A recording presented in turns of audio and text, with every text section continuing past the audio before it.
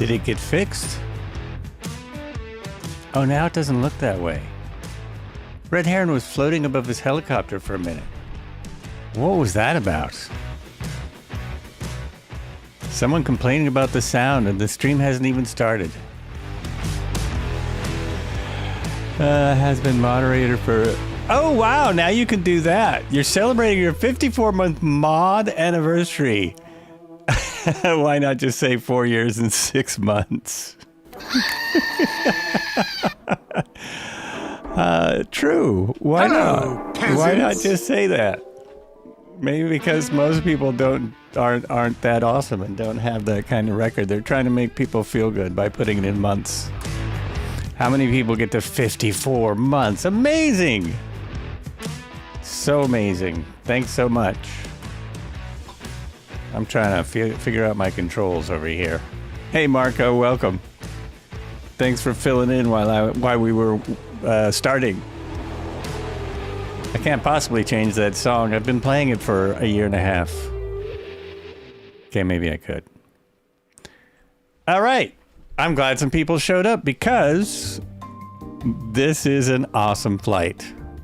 This is near me. Photoman, how's it going? It's a good song, TBH. It's a bumper tune. It's just a bumper tune. That's all it is. It's a throwaway song. Just get it in, just have it, as background. I figure people muted the beginning anyway. I don't expect people to listen.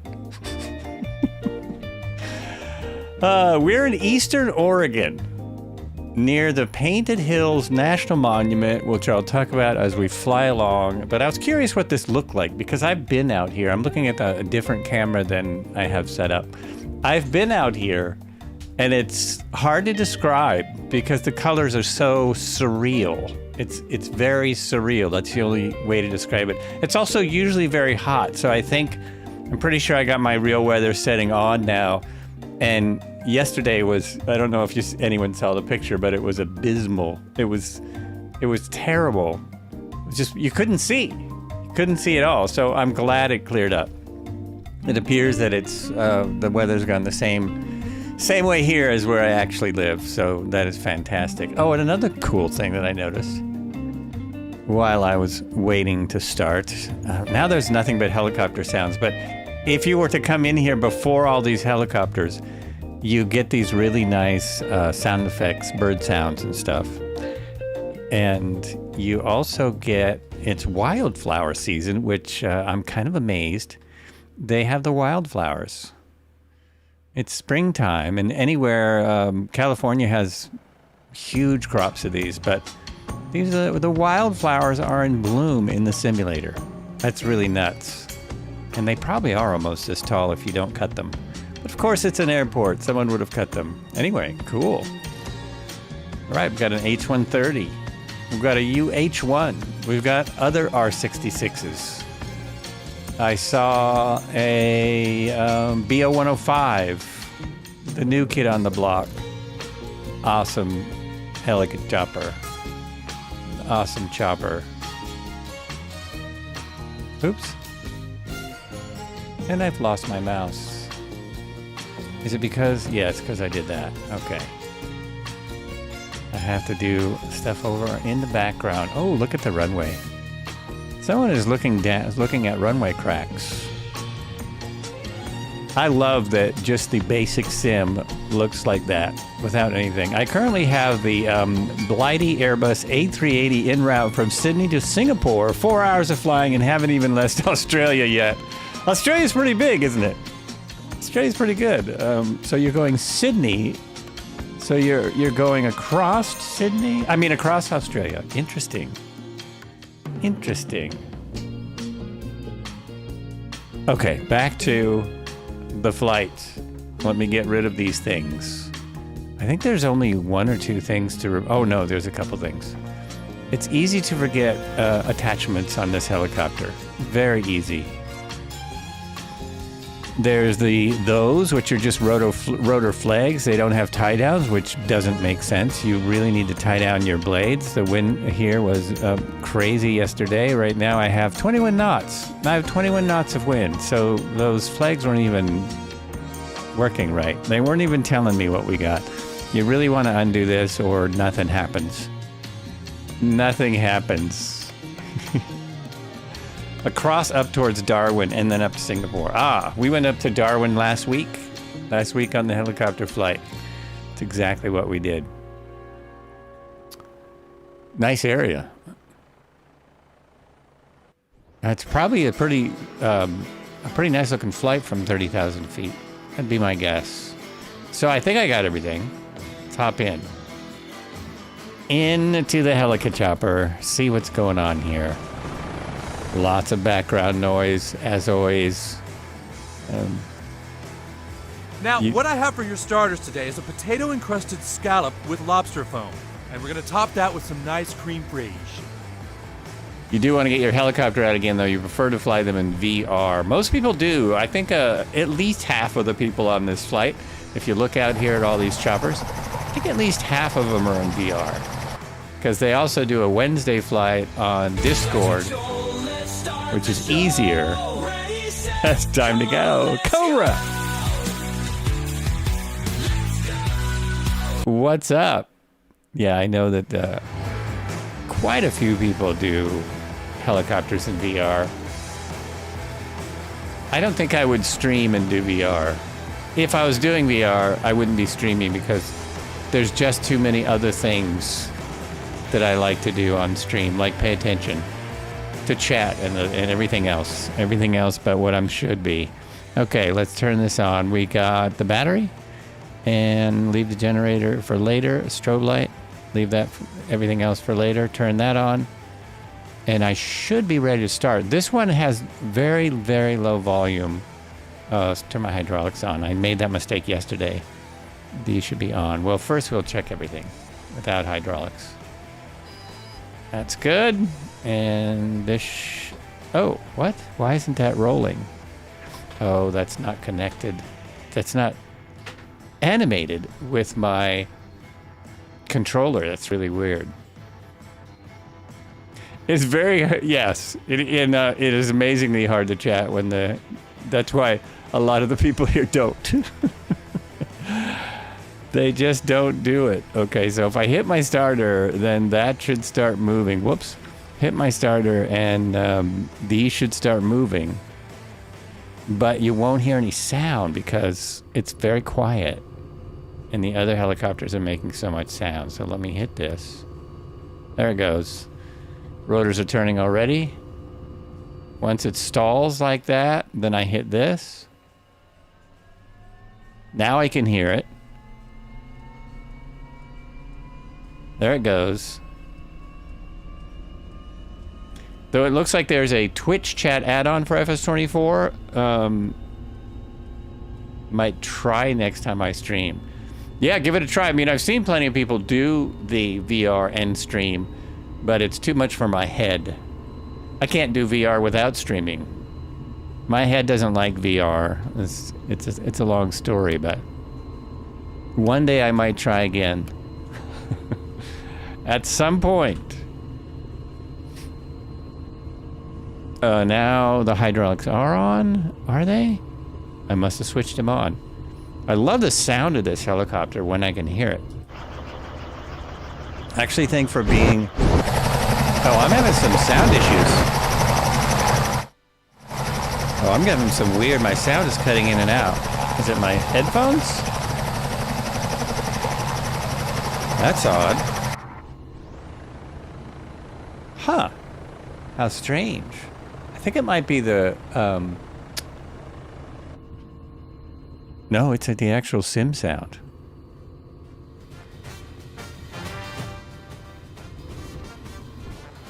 Yeah, I'm hearing the sim cut in and out. That wasn't happening yesterday. There we go. Okay.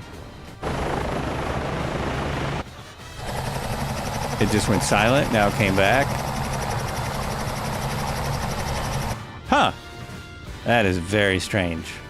And now it's silent again when I go inside. You just never know. It's Troubleshooting Tuesday. Let's set the altimeter only a couple of feet off. And we are pretty much ready to go. So we're going to follow the John Day River. And as we go along here, we're going to stop at some sites. So first I have to get to the John Day River, which might involve going over a little bit of mountainous terrain. See, if I go along the Muddy Creek Road, that will not take me there. Yes, it will. That will basically take me there. Muddy Creek Road. Let's see if I can get that up here. Hello, peasants. So we basically, was that Marco again? No, that was Bobsman. Right there. We're going to basically go along Muddy Creek Road. I just have to find it. I think I know where it is. I think it's there. Yesterday I took a wrong turn. That's what that red line is. I went along the wrong road. So we will try it the right way this time. And it's a very nice flight from the very beginning. Still am not hearing my... There it is. It's there. Oh yeah, the other thing I got to do is bring my RPMs up. And you have to, even though you can't see the governor in here, you have to turn the governor on when you do a full start. It's very strange. I know where my governor switch is. All right, governor! So turn the governor on. And there's no indicator when it's not on, and there's no indicator when it is on. It's a bit of a hole in this helicopter. I still think it, for the price, I think it's a great helicopter. I think it's great. Very cool. I'm not on the right screen. No, I don't want that. There we go. Now we're back. Now I'm back. That's what's got to go off. Aha! I see what I did. Cool! That was a perfect interruption in service. Here we go. Straight out, pretty much. Straight out to the road from here.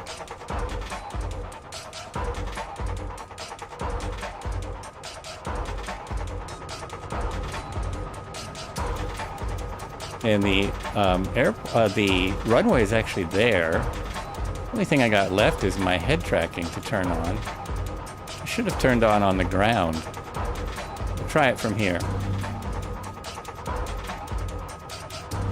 There, yep, that works. That works. This airport is kind of got a lot of detail for being just your basic ASOBO airport. Nothing updated. Nothing like that. It looks like there's a little lodge down there. Oh, I am going the wrong way, though. We gotta go this way and then not get lost.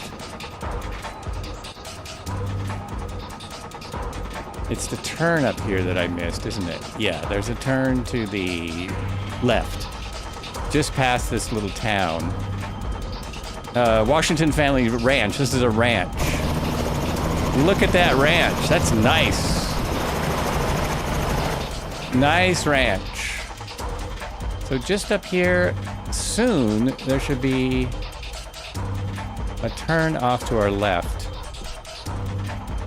Is it this road here? Yes.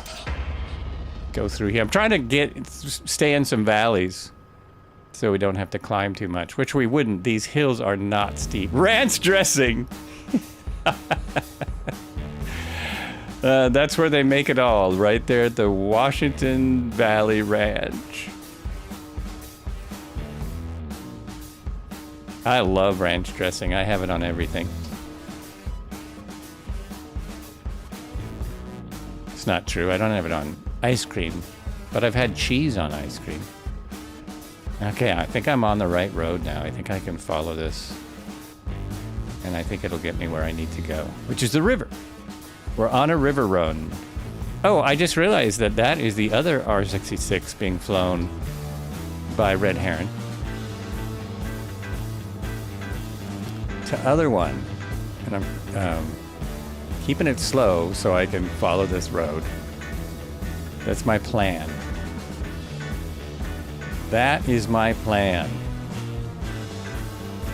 I realized watching the trailer a few more times and reading. I read it this time. Friendly bearded Mirrorman. Hello. Hello. Welcome in. Thanks for finding the stream. Cheers. I lost my road, didn't I? Did I? Yes. No, it's right there. Right there. So we are out in Eastern Oregon in the U.S., flying around an area called the Painted Hills. Its history goes back 30 million years, I believe. So we're looking at some 30 million year old history here. I'll get into it more when we get to the actual site of the Painted Hills, the actual area. I was wondering how it looked in the sim, and it looks pretty good. The controllers I'm using now, I'm using a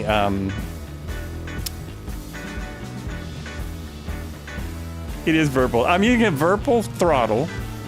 I don't have the collective. I just have the throttle. And I'm using a oh god, I always forget the name of my controls. I'm using controls. A stick. Not Virpil, but still a very nice stick. I'll remember it in a minute. It's right there in my description. It'll come to me. It's not written right on top like the Virpil is. The Virpil's easy to find the stuff for.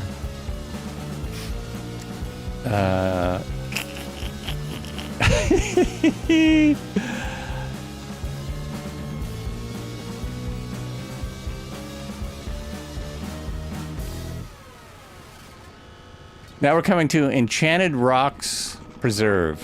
Enchanted Rocks Preserve, temporarily closed. I think this map information is from 6 years ago. I think this map has not been updated for a while. I'm looking at little nav maps, and I'm not sure how to get an updated Google Maps. But the Enchanted Rock Preserve is that rock right there. It's this right here. That jaggedy thing.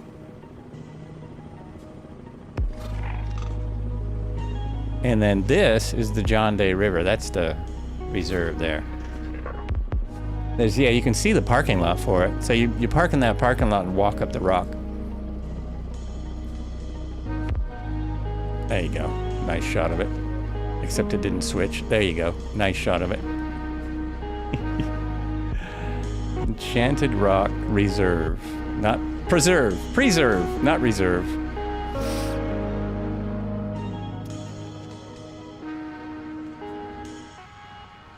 Still trying to remember the name of my stick. It's it's one of these things with the. It's like, oh man, there's not a name anywhere on the thing. I would have to look at my own descriptions. I know where I can find it if I just fly slow like this. It's easiest to find on my YouTube channel. No one watching on there yet. Oh no, it isn't, because that description is also hard to find. Go back to Twitch. It's somewhere out there. It's somewhere out there. It's a great stick. I love it. There it is.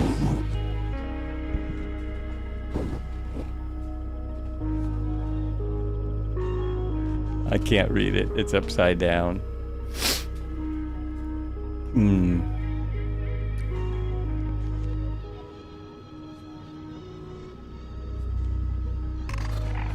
I thought by now I would remember. It's the one, the Virpil's competitor that has similar technology, except it's plastic instead of metal, and it shipped faster. That was the main reason I went with this instead of a Virpil. It saved me about $100 over Virpil, and it shipped a whole lot quicker. So you see the hills? You can already see the colors out here. It's not Moza. That's my next. That's what I'm eyeing. Moza's the one I'm looking at and thinking, that sounds sweet. So you can see the color in these hills already, and this is the part that in 2020 there you really couldn't see it. You see all the color in those hills? On our first stop, I'll read why they look like that. It's really cool. And you can see it. Oh, just amazing. You can see the color. Layers and layers. Yes, that's it.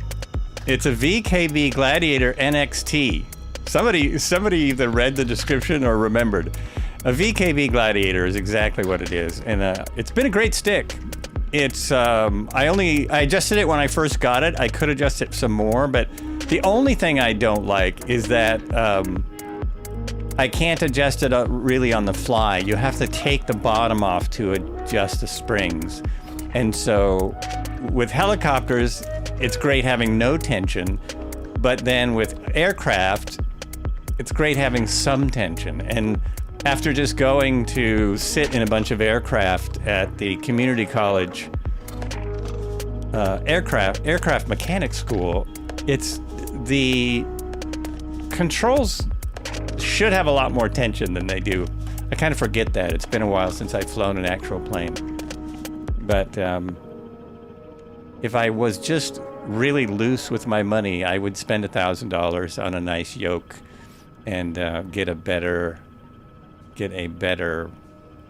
although it wouldn't be much better, get a different setup. I love the Virpil helicopter setup. They're coming out with an actual helicopter stick and an actual cyclic. They have collectives, which are metal rods that go up and down, but they have a lot of science behind them. Almost got that, but ended up with the Warthog setup. I've not done VR. You're the second person to ask, so I must tell my story. I had vertigo, like really bad vertigo, and so putting on a VR headset. Oh, here's the color in the hills I was talking about right over here. It's just awesome. I had a strange vertigo problem, and I was almost over it, and I tried VR, and it was like, no, that's gonna make me barf. And then once I started streaming, I have 3 monitors now, and I don't know how to. Eventually, there'll be a way that they'll put 3 monitors in your VR setup. There'll be programs, either add-on or within the VR programs, where it'll just be like that Tom Cruise movie from a long time ago, where you grab the screen and you throw it there, and you grab, But that's not quite there yet, so it's very hard to stream and do VR, even with googly eyes on the goggles. I mean, I've seen people do it, but it's streaming is a little bit. It wears me out. Did I miss my first airport? Oh, I did. Oh, geez. I forgot how close everything is. Okay, so I'm going back to that airport because from there we continue on, and I have some stuff to read. I missed an airport right back there. And I noticed it because I saw an airport we didn't go to. The John Day Bridge is here. Unfortunately, John Day Bridge has not been done at all. Not at all. Yeah, that's the airport that made me think of there. I see everyone's label at the first airport. I use Open Kneeboard to see chat. It's a floating window. Oh, awesome. Oh, so you actually stream in VR.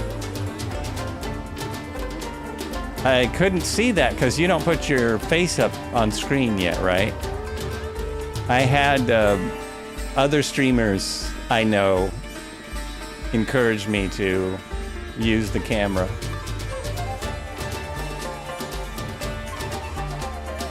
And there are, more Cowboy Cody streams in VR.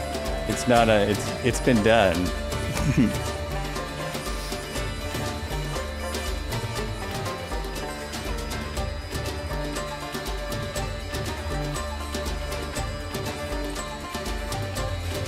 There's a million different ways to stream.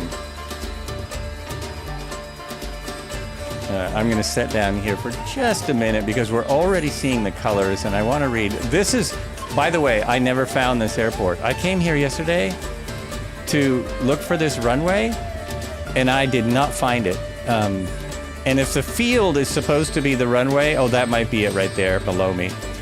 If the field itself is supposed to be the runway, it doesn't really work because it's not flat. I was playing around in the Kodiak because the Kodiak is a blah. It was updated, and I'll hopefully fly it Thursday, I hope. But there's no like flat areas here for a plane. It's really bumpy. Really bumpy. However, this is supposed to be an airport. It's a farmer's airport, obviously. You just got the Kodiak. The Kodiak is brilliant. It's a great aircraft. Really well done. It'll break on you, which is surprising because a PT6 should be hard to break, but it helps to follow the checklists. Really helps to follow the checklists. So real quick, where are we? The Painted Hills. What the heck is the Painted Hills? It's a geologic site in Wheeler County, Oregon. That is one of the 3 units of the John Day Fossil Bed National Monument. So really, we're in the John Day Fossil Bed National Monument. The Painted Hills are listed as one of the 7 wonders of Oregon.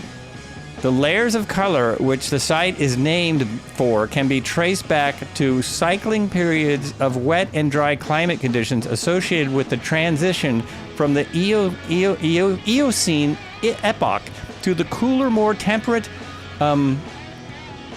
Oligocene epoch. The different layers of colors are due to the soil being composed of a combination of mudstone, siltstone, shale, and laganite. The Painted Hills began to form 35 million years ago when pumice and ash from volcanic eruptions in the Cascade Mountains traveled 100 miles east and settled over the area. Once there, the ash and the other sediments were mixed by natural processes including the flow of water, growth of plants, and the movement of animals. Over time, this led to oxidation of the ash on the surface. And this is why it looks like it looks. And then as we go to the different areas, I'll talk a little bit more about it. This says, have a look at my map. Oh, perfect. Nice. Oh, but where's the runway? Are you trying to show me that we're not sitting on the runway? Or just the different levels of the Earth there? Oh, the runway is back there. So where are you? Oh no, that's another airport. That's the runway for this airport? You see where the airport is? Maybe you're right. That's the runway for this airport. Sorry, they're right. The plan is just off. Oh, okay. But you see the circle? The circle is where the runway is marked. I thought that was a different airport back there. Now it makes sense. Yeah, the airport is marked at a different spot. Okay. I was thinking they were 2 different airports next to each other. That's the way it looks on my map. It looks like there should be a runway where we are, but now I gotcha. Because Collins Landing Strip is what I'm sitting on. And yes, I guess the actual runway is way over there. The ping... 04 Oscar Romeo is the mark, but the oh, yeah, okay, I gotcha. Ever flown over the heart-shaped island? It's just west of, no, I'm not, I don't know, but there's some cool things to look at coming up. Yeah, gotcha. So when I turned around, I was in the right place. I turned around just there. Now we're gonna head we're gonna head south, a little bit south, just to see part of the fossil beds. I don't know how different it's gonna look, but it's gonna look slightly different. Where's the big rugby? I have no idea. I have no idea, because that's not where I am. But it's there.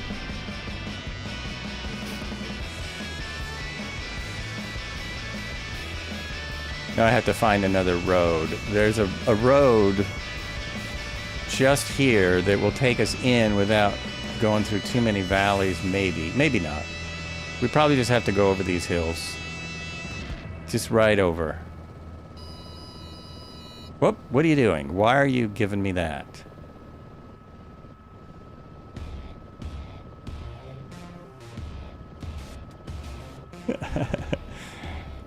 Twickenham is hallowed ground for rugby in the UK. Oh, okay. I don't know that much about it. Just like some people here don't know about who the Knicks are. Some people come here and they don't know who the Knicks are. Who are the Knicks?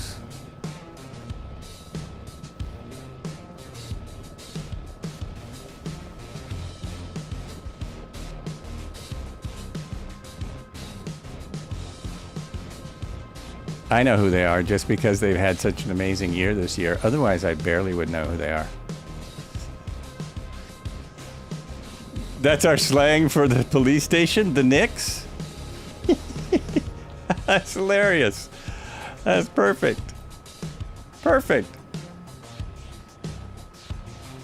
I'm making my way in here.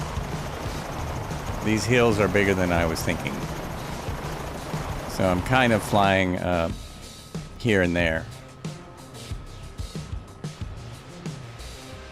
Now I see why my helicopter was making noises.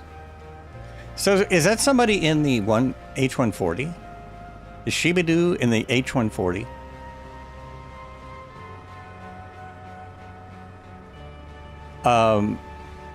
Because I didn't post it anywhere, but did you see the U-145?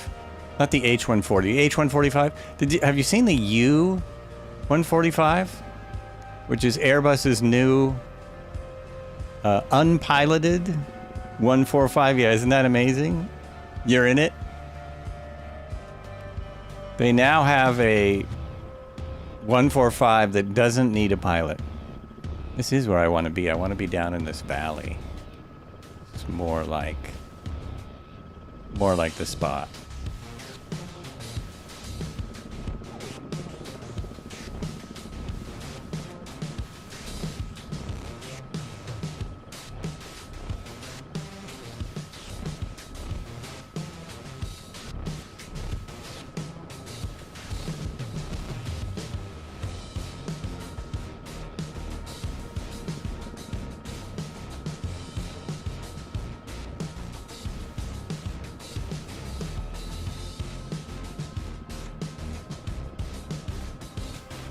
So we are sort of getting these colors in here, but they're not as vibrant as the real world. Not on either one of them, not on either screen. I can go over to this screen and they're almost the same. Sometimes he's got better colors, but yeah, it's a wild area.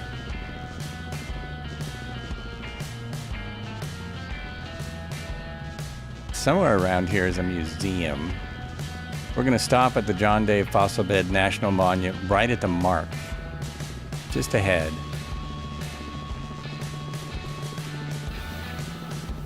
I think it's just a spot in the road. Maybe,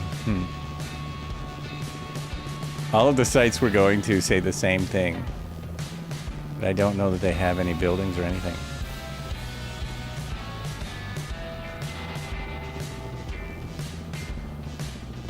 Oh, maybe it's there. That might be the museum. Let me just cruise right in here.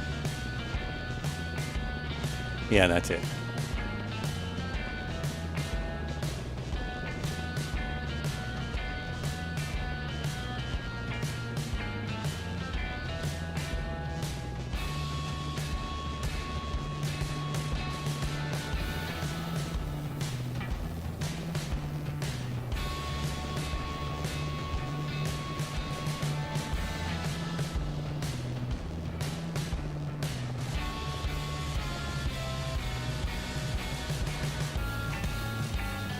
Oh, I have a 14-knot wind. Okay.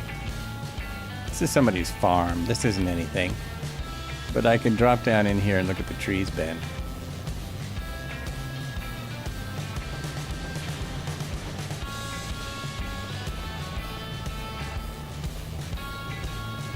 The idea is just to get in here, land, so I can read some more info, because I can't do it while I'm flying. It's almost impossible. Here we go. 1 second.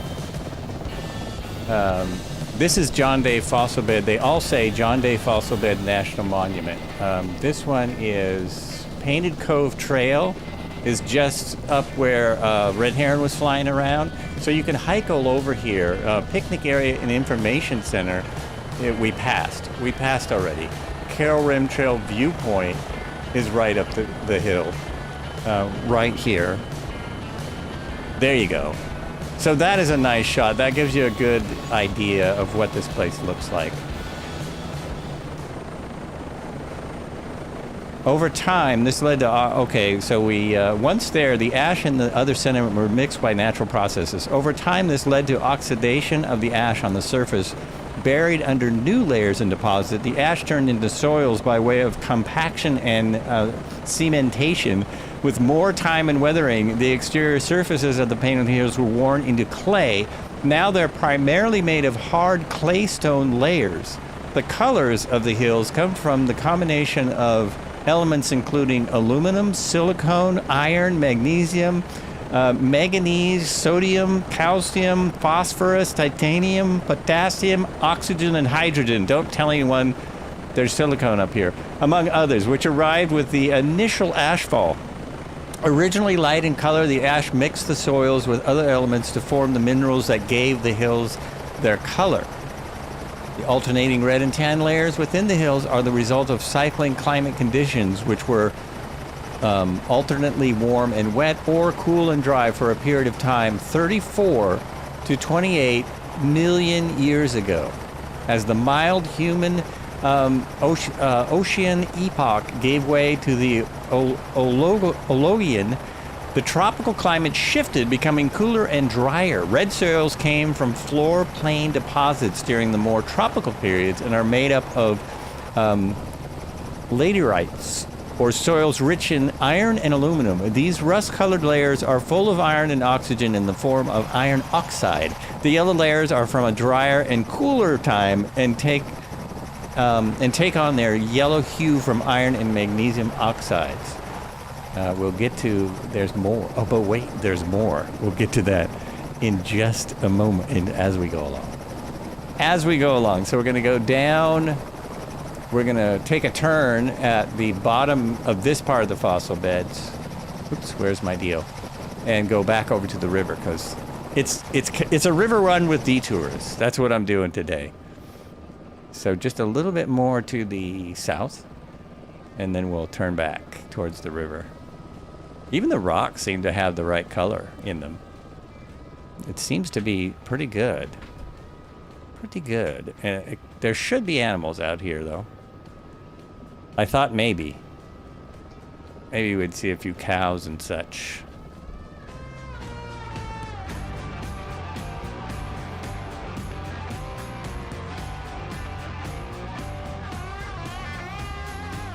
But mainly the attraction is these hills. When I came here, it was just ridiculously hot. We came probably at this time of year. It was many years ago, but it was probably around this time. And the day that we went to the museum, which is absolutely amazing, the day we went to the museum, it was 120, I think. I think it was 120 degrees. I was worried my AC was going to go out in the car because both of us, my wife and I both, we really like heat, but that was tough. Oh, now there's some nice red colors coming up. 120 was a bit much if you didn't have AC. The car didn't overheat or anything. It just worked perfect, but man, that was pretty crazy. Oh, there we go. There's some of those colors. They do show up. That's just amazing. This is my look at what's already here. Oh, we're on Red Heron's camera. They do show up. Isn't that amazing? There we go. And he's going right up to him also, so would have seen him just a moment later. And now we're turning back up towards the river here. I think I saw a bird fly by. I think a bird just missed me. Just missed me there. I am at maximum power here. Let's bring it back down a little bit. Don't need to be so crazy with the power. My hottest was in Iraq, 127. friendly bearded mailman. Were you in the military there? I think that's a lot of people's hottest weather ever. I have 120-ish I lived in LA for 11 years, and the hottest I've ever seen was in LA, where I lived, which was in the 120s. It wasn't 127, but it was in the 121, 122, something like that. One year it was over 100 for over a month. It gets warm there. It's a desert or something. 2 tours. OIF and OND. Wow, thanks. Thanks for doing that. Appreciate you. But did you just start streaming recently? Is that a new habit? I'll just say careful. Careful with that streaming stuff. I spend a lot of my days doing it now. Can end up taking the ridiculous amounts of times.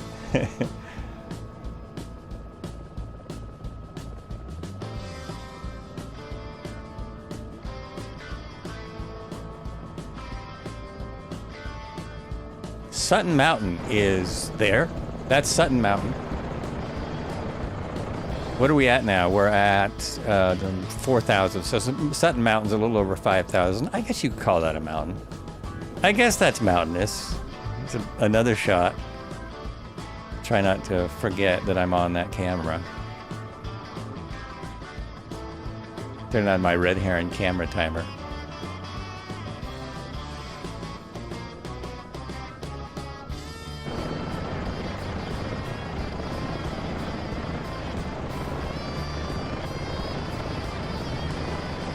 We do have some people flying along today.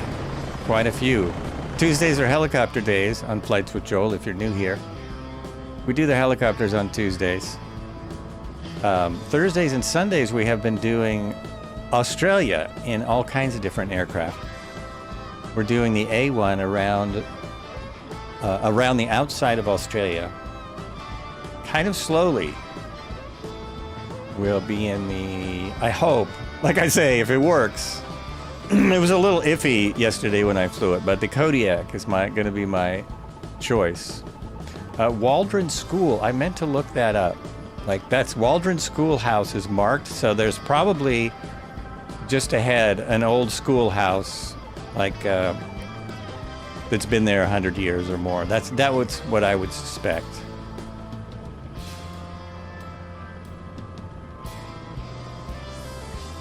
We might even see something because occasionally they put those things in the sim. Mostly cattle farms out here.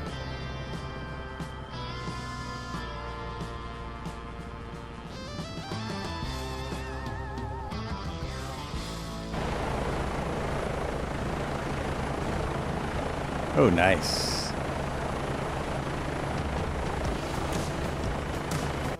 So there's a schoolhouse just like right down here. We went to an old farm while we were here, and we're going to stop at that farm on this trip and see if it looks like anything.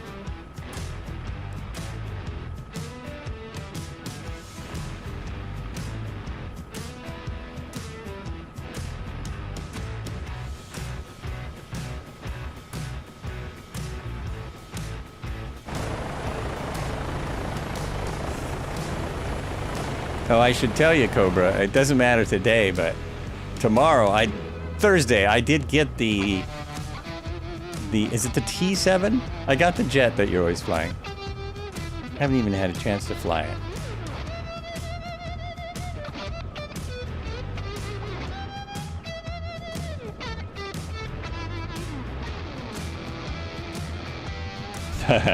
I thought you would like that. Thought you would appreciate that. Oh, so the schoolhouse it's just back there. I don't see anything. I don't really see anything.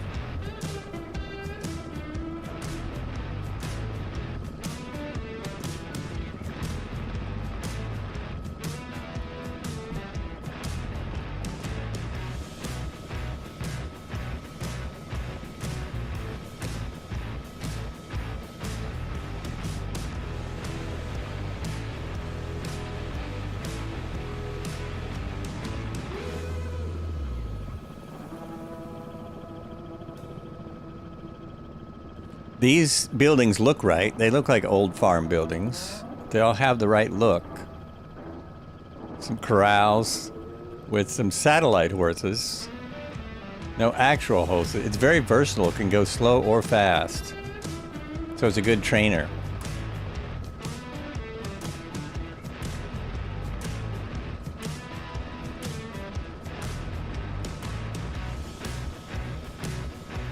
Watch now. I've been looking for kangaroos on our whole Australian flight, right? Watch us run into some out here for just no reason at all.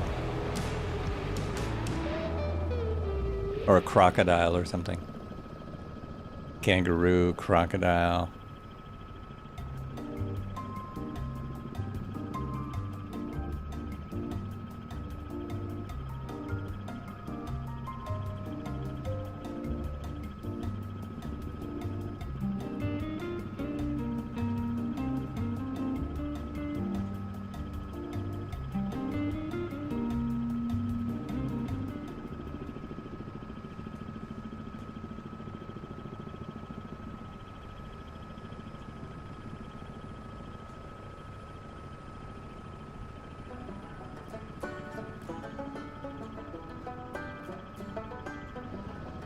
Uh-oh, did I get lost? No, I didn't. Service Creek is coming up. Service Creek, the 19. So I think we're following Service Creek. We should see that river pop out any moment. But isn't this amazing out here? It's very nice.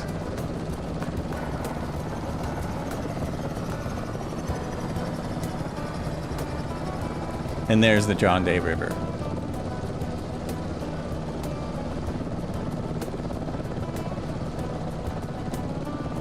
I guess you gotta like desert. I love the desert.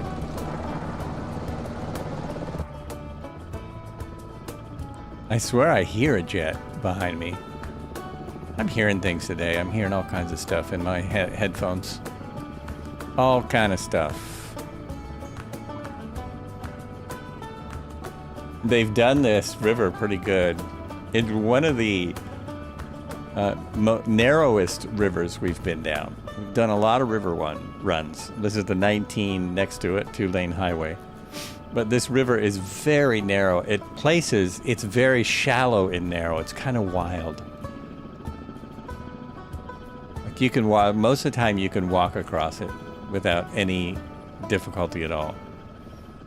Without any problems.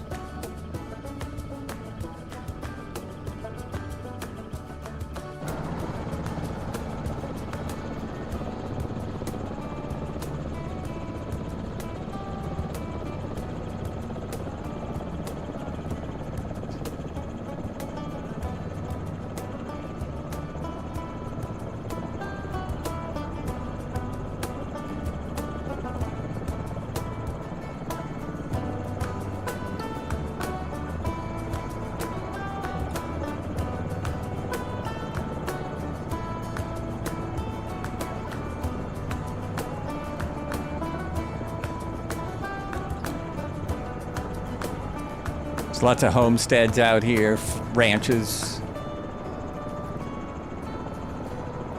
rural living.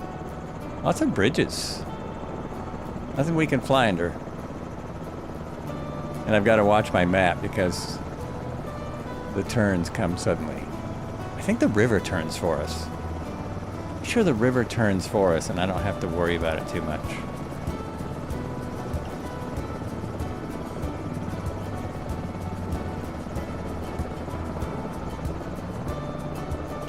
Do I have a lot of wind? I do. I'm getting 20 knots of wind now. My real weather is working. 20 knots of wind, but otherwise an amazingly nice day. It's gorgeous. 145 is working good. Sometimes that thing is hard to handle on a river like this, but somebody has it down.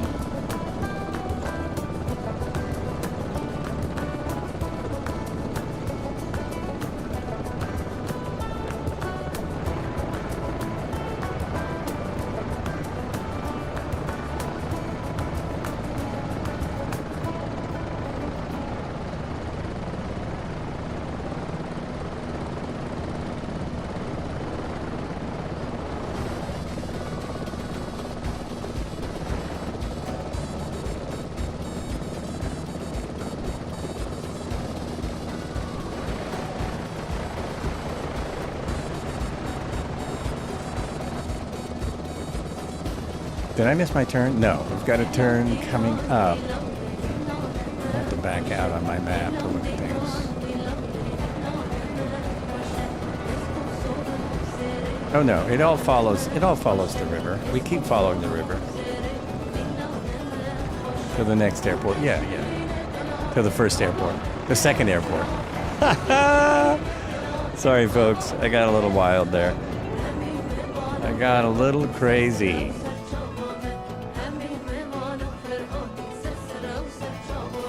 Some of this looks really good with all the rocks and some of it looks not as all that right there.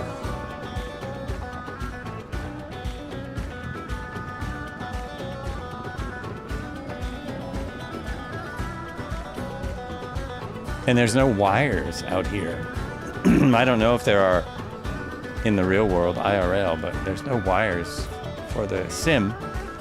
Nothing out here. Oh, what's that? What's that? Oh, I think we got horses. This breaks all records for me. I don't know if you guys can see this, but we have just broken the record for the size of herd on my stream. This is a massive amount. It's probably 100 animals down here. I don't know if they're all horses or horses and cattle or what it is, but it just shattered records. This is what, in the trailer for the update, which isn't coming out for 3 weeks, there's a massive herd of buffalo. So I'm hoping, yeah, that's all horses. Is that a horse? Oh my gosh. Look at them all. Oh no, I see cows too. I think I see a cow. Horses and cows. So there are horses and cows all over here. There are also fences, which you don't see in the sim. But all of these, of course, would be fenced in. They're not just running wild. Of course, somewhere out here, I don't know where they are, but there are wild Mustangs in eastern Oregon as well. And they might be in this area. Maybe that's what this is supposed to represent. But there's a big herd of cattle here. I think it's one of the few places left in the U.S. with wild Mustangs. They were released like I don't know how long ago, but maybe 100 years ago. But look at that, man. That is crazy. It's easily 100 animals. Easily, right? No one answers because they're all in VR. That's great. Somebody doing the stunts in the crop duster.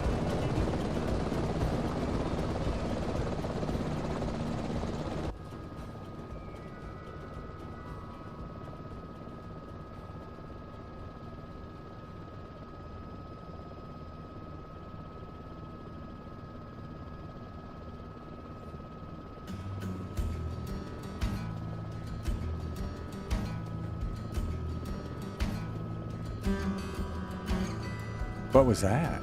Oh my God, there's more. Oh, those aren't horses. Those look like elk.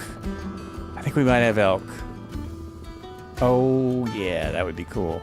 It's not, they're not in season. Don't get any ideas. That's fall. This is us. We're still in spring. Oh, I was making it up. Those are more cows. Those are more cows and horses. Same thing. I just saw something that looked, because of the color on there. Yeah, look at that guy.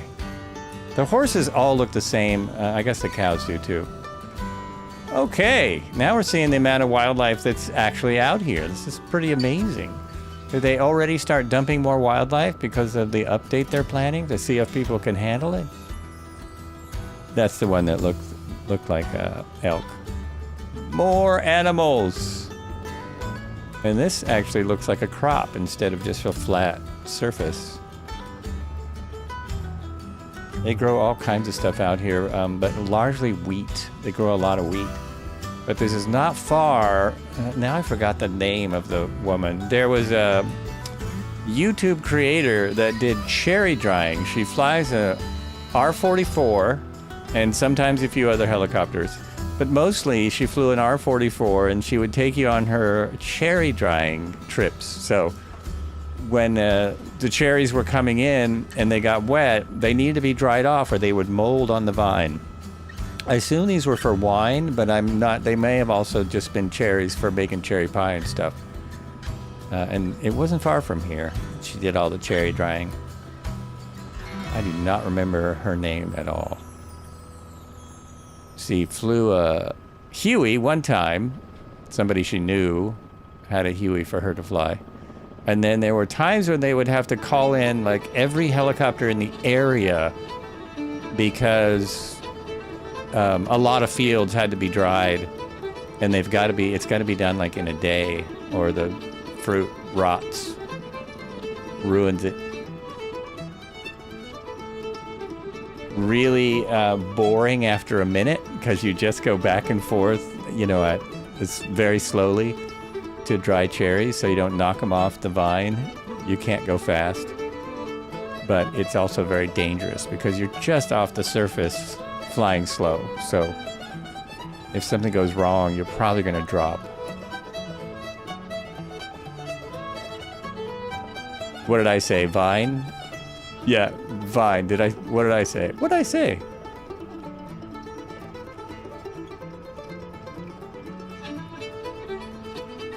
Oh, the cherries are not, they're trees, they're not vines. I'm thinking of grapes because they would do that. They would dry grapes as well. But mostly cherry trees. Yes, trees. Little stumps of trees. They didn't seem to let them grow much.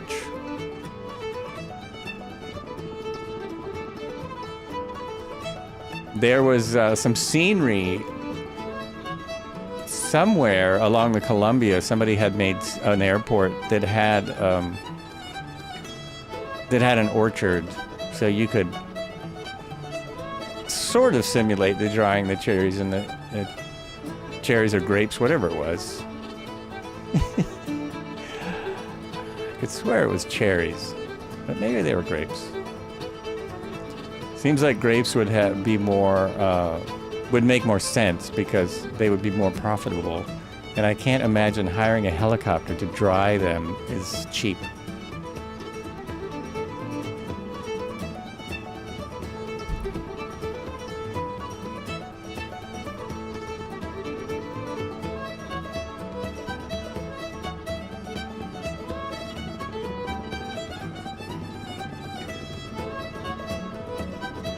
Am I on the right? Oh, I am. I'm on the correct window. Okay, let's switch to the other one. There we go. Now I can mess around over here.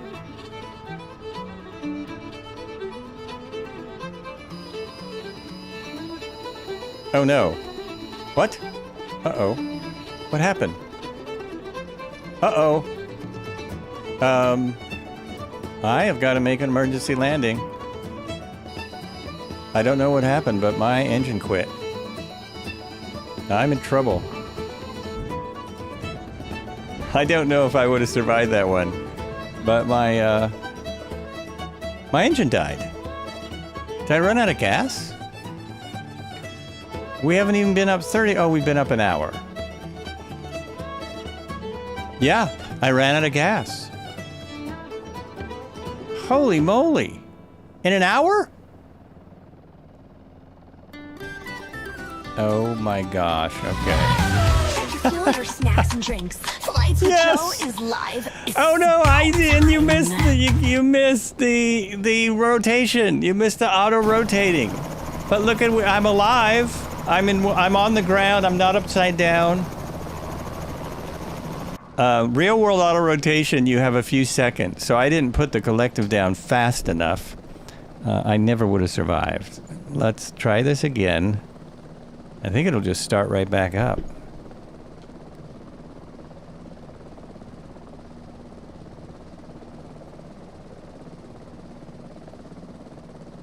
Nope, it's not doing it. What do I need to do? This has been off the whole time.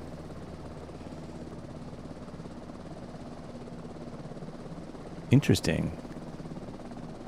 Does it actually break it when you do that? Did it actually break?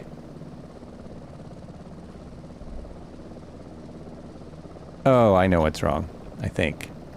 The throttle was all the way up, so maybe that was the problem. This isn't going back to 0. Oh no. I guess I'll have to reload right here. If you folks could stay where you are, I'll just reload back in. Let me try another start.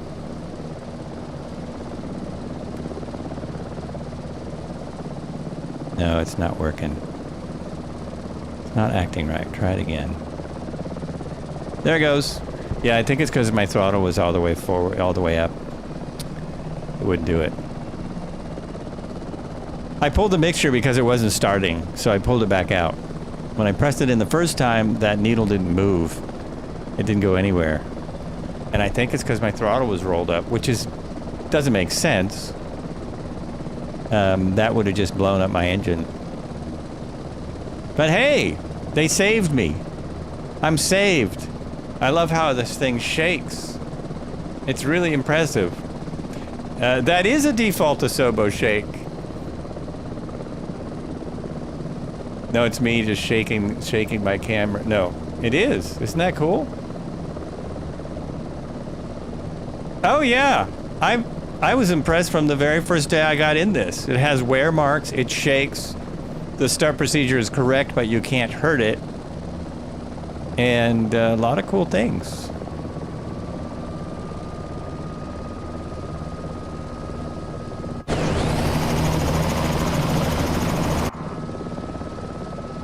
And it flies great. That was the other thing. It will do an auto rotation, but you can't. It doesn't do it correctly, but it'll kind of simulate an auto, as I just did.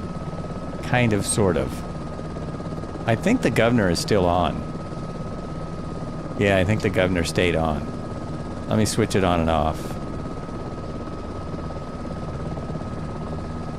No, it makes no difference now. But I've got, what does that say? Hydraulics? What is that? Hydraulics. So for some reason my hydraulic decided to go off. There we go. Now it's back on.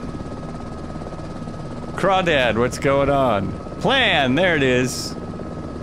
We are now closing in on the third airport. Oscar Golf 39 is our next airport, and it's not that far. We've got 5 miles, about 10 miles. About 10 miles along the river to Oscar Golf 39 in the John Day Recreation Area. Yeah, let's go. We are ready. Yikes! I ran out of fuel!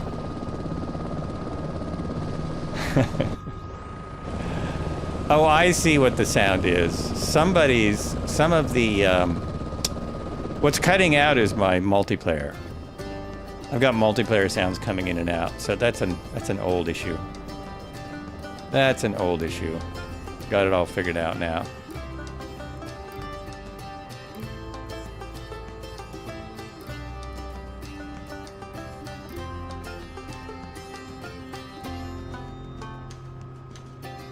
Okay, now that's easily a record for the amount of animals. Total amount of animals is by far a record for me. We've seen a herd half that size of cows or something. But I don't think we've seen anything that big, and then there was another one right down from it, which technically might be the same herd. That was something. Whose camera am I on? Oh, now I'm on my camera. After I did an auto rotate and no one saw it. It was amazing, I swear, it was perfect. Best auto rotation ever done.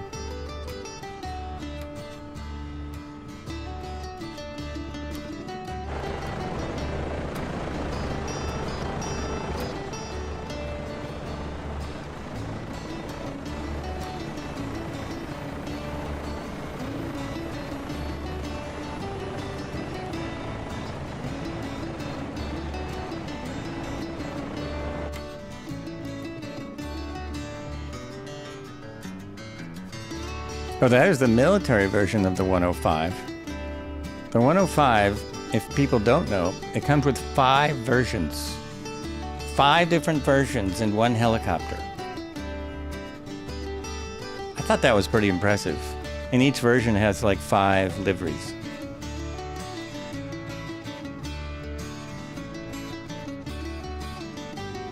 So you got military, police,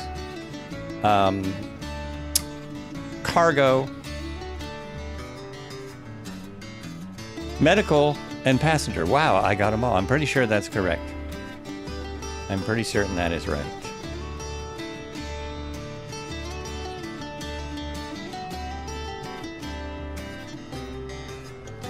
One of them has a spotlight. Maybe that's the police version.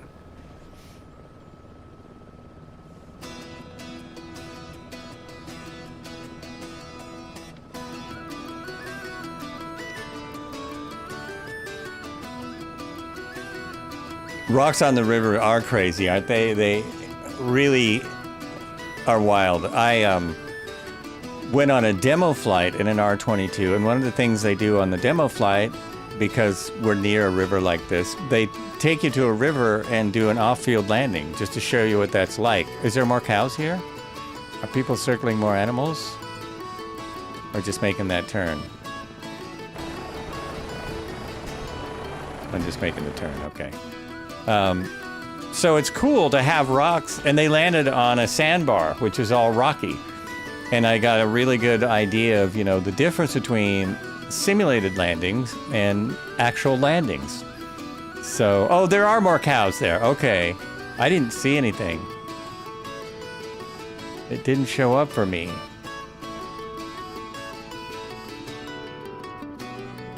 But yeah, he hovered over those rocks about a foot above the rocks for a good minute to say, you know, clear over there, it's clear over here, clear for you, and then slowly set down on the rocks because they're, you know, they move. They move. Don't want to break your skids. Now that must be irrigation right there, that line. Yeah, that's an irrigation. That's a sprinkler.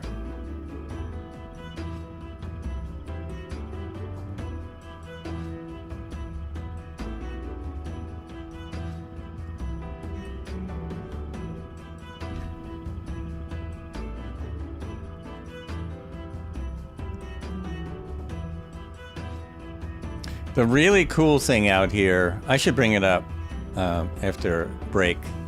The really cool thing out here is the pronghorn. Pronghorn are, I thought they were indigenous to here. I didn't know they were other places, but it looks like a deer with weird antlers, but they're actually a whole different species. And they also have them in Africa.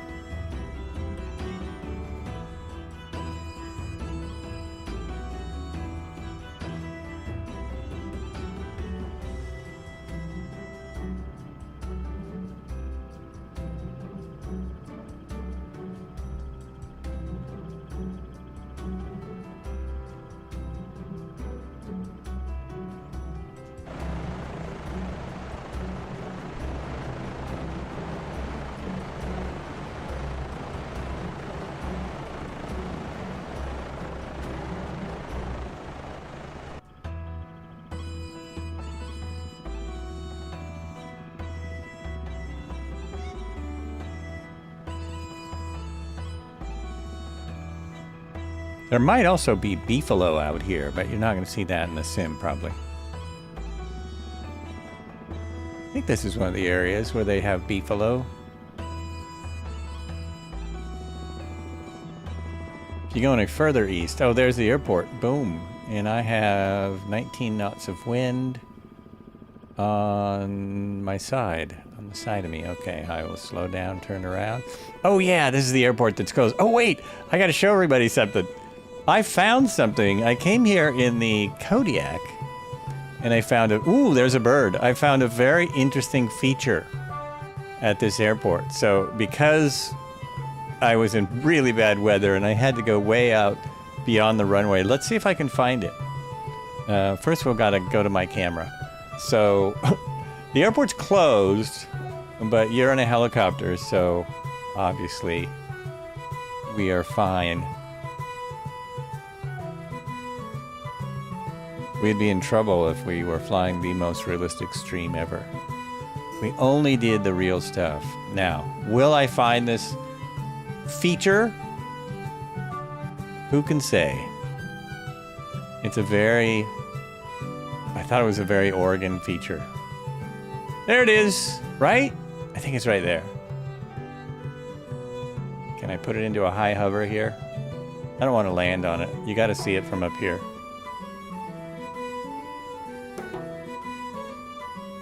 There you go.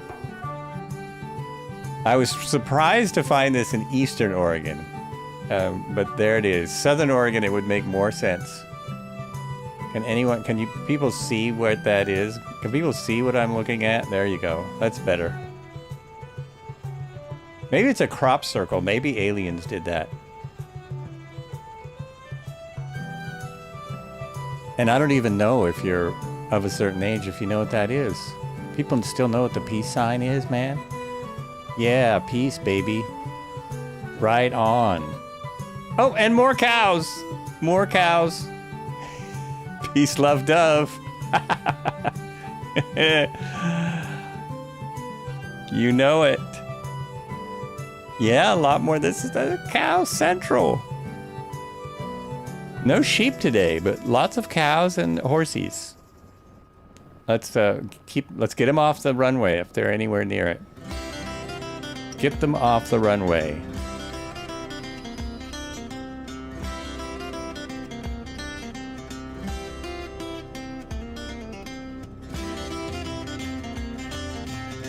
And I gotta make sure I have gas. This thing is burning at an alarming rate. Now I'm at half a tank, so I've already used up like 10 gallons from the time I ran out down there. Ooh, look at the windsock. Look at that guy. Woo! I don't know why this airport has a parking lot. It's closed, and it still seems to have a parking lot down there. It's kind of crazy. I mean, it seems like a pretty nice airport for a closed airport. Maybe because it has the peace sign next to it? I don't know. Well, the 20-knot wind, we could just hover all day. And it's 17 down here, okay.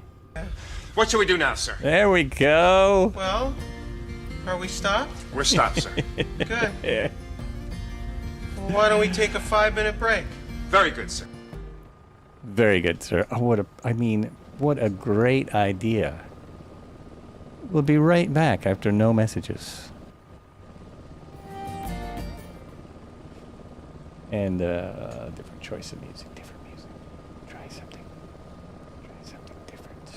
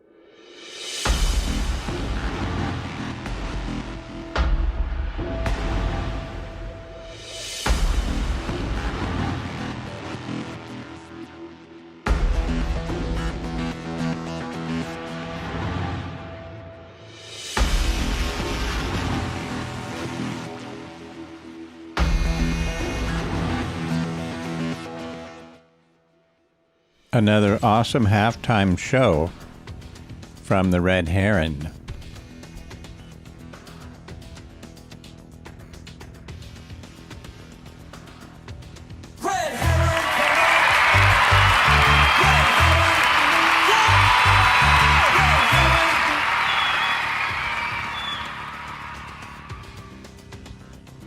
Still going on. Cool, man. I don't want to switch back. Just finishing my snacks. Hope you got your snack. I caught just the very end when you was flying low through that herd of animals. That was fantastic. Let me look ahead on my map now, see where we're going. Okay, we're going to continue down the John Day River. And there, where are the sites? Where are all the... Oh, I didn't even include Grant County Airport. I messed up there. I put us on High Country Airport. Oh, just down the road from that. Did I miss something? Or is it over here? Oh, yeah, I think I missed a sort of a point of interest. Oh, it's all right here. Cathedral Rock John Day Fossil Beds is just down, well, we'll just stay on this camera. We'll just stay on this as we talk a little bit about the John Day fossil beds. This is really an amazing phenomena around here. Once I get back to my John Day fossil beds. The John Day River Basin is managed by the National Forest Service. The park is known for its well-preserved layers of fossil plants and mammals that lived in the region between the late Eocene, about 45 million years ago, and the late Miocene, about 5 million years ago. So these fossil beds are just full, and you can see the layers right in the rock. It's very visible. They're full of plants and animals from 45 million years ago. And the monument consists of 3 geographically separate units: Sheeprock, Painted Hills, and Carenado. The units cover a total of 13,944 acres of semi-desert shrublands and colorful badlands. About 210,000 people visited the park in 2016 to engage in outdoor recreation or to visit the Thomas Condon Pathological Center or the James Cant Ranch Historic District. So the James Cant Ranch is... I'm going to try to stop there. Where is it? I thought that was the funniest name for a ranch. James Cant Ranch. There, the fossil... I'm looking on my notes. Oh, I think we just have to talk about it. I don't think I see it. I don't know that we would see anything anyway from the James Cant Ranch. Fossil beds. And what can we see here? All right, so we will continue on. But there are, in this museum, there's a really good perch. In the museum of the fossils, they have so many specimens that they have to send them out. There's a cool window where you can see people working on the fossils. The museum is full of full-sized, skeletons and such. But they have so many, they have to send them to other museums and universities because they can't possibly study them all. So there's a backlog of fossils in this area that could be a species no one's ever seen before. It's possible. It's really crazy. It really amazed me when I went here. Really blew my mind. It just blew my mind. All right, let's continue on. If I see the ranch, I'll stop. If I see what I think is the ranch, we're going this way. Slightly out of... Oh, this is why I'm having a problem. Look at that. Look at that windsock.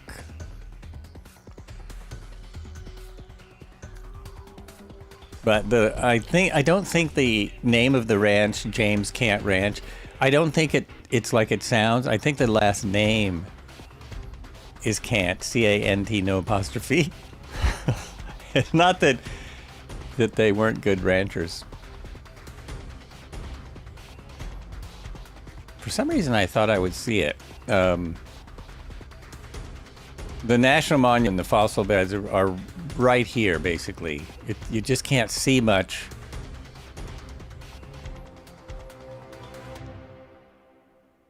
without going to the museum. You don't really see anything until you go to the museum and check it out. Except cows and horses and stuff.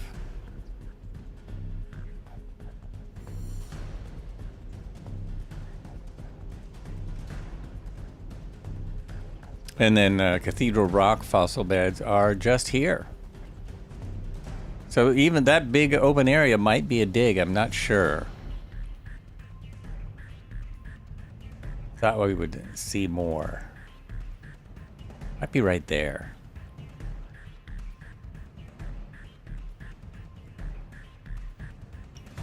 Yeah, I think it might be those rocks. But they'll be digging fossils out of here for years and years to come because there are so many. There's so many they can't study them all. It's really crazy. Lots of hiking out here as long as it's not 120 degrees. Very cool. I wonder if my YouTube video stopped because I've not had so much as a how you do today. There does seem to be people who have viewed it. Oh well. Oh yeah, and it's going. I see it. Live and in person.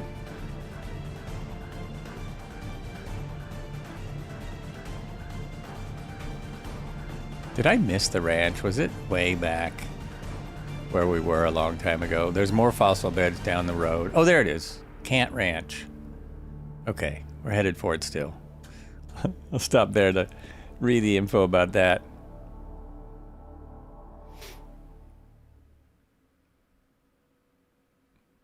When I went there, the buildings were open and you could go through it and read all about it.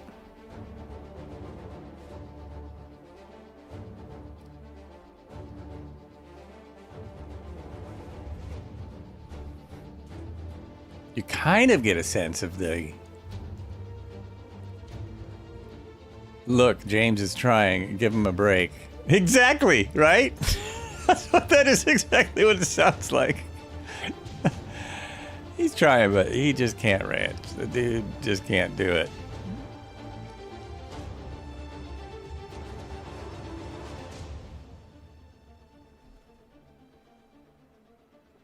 And the crazy thing is, I think it was the opposite. Oh, now I remember the story, but now I'm remembering a little more about it.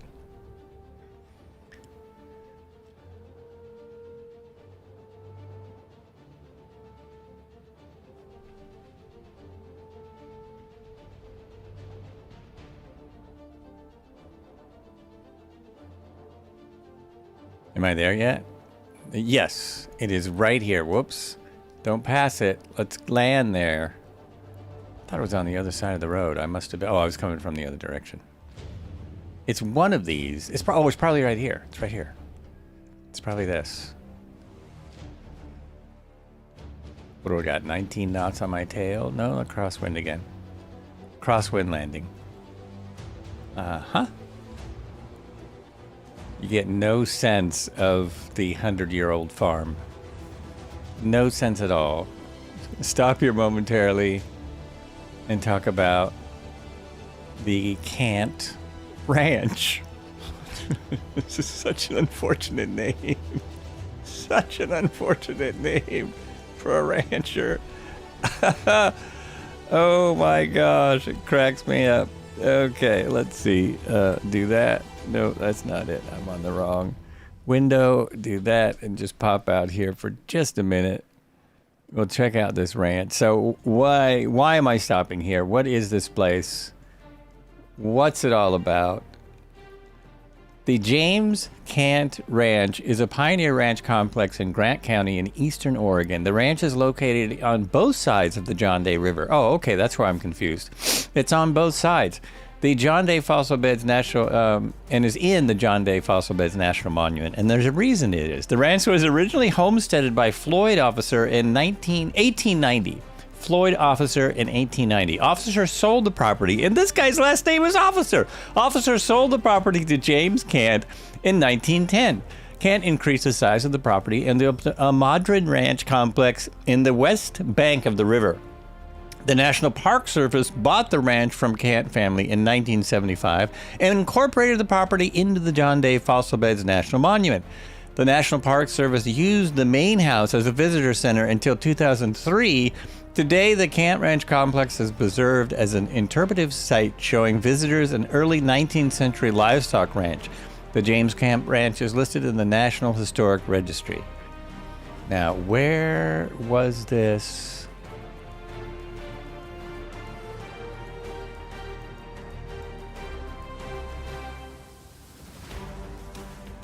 I have to skip down. James Camp, born in Scotland in 1879, left Scotland at the age of 20 for South America, where he spent 5 years raising horses and mules. He immigrated to the United States in 1905 after arriving in New York, traveled overland to the John Day County of Oregon, an area that already had many Scottish immigrants. Alexander Murray, who owned a large ranch west of Dayville, hired Kant as a sheep herder. By 1908, he had enough money saved for his childhood sweetheart, Elizabeth Grant, who was still in Scotland. After he and his wife moved to the ranch, it became a popular overnight stop for people traveling between Dayville and the Columbia River. Their hospitality was well known, and it was not uncommon for the Kants to serve dinner to 20 or more people, including family, ranch hands, traveling guests, to accommodate.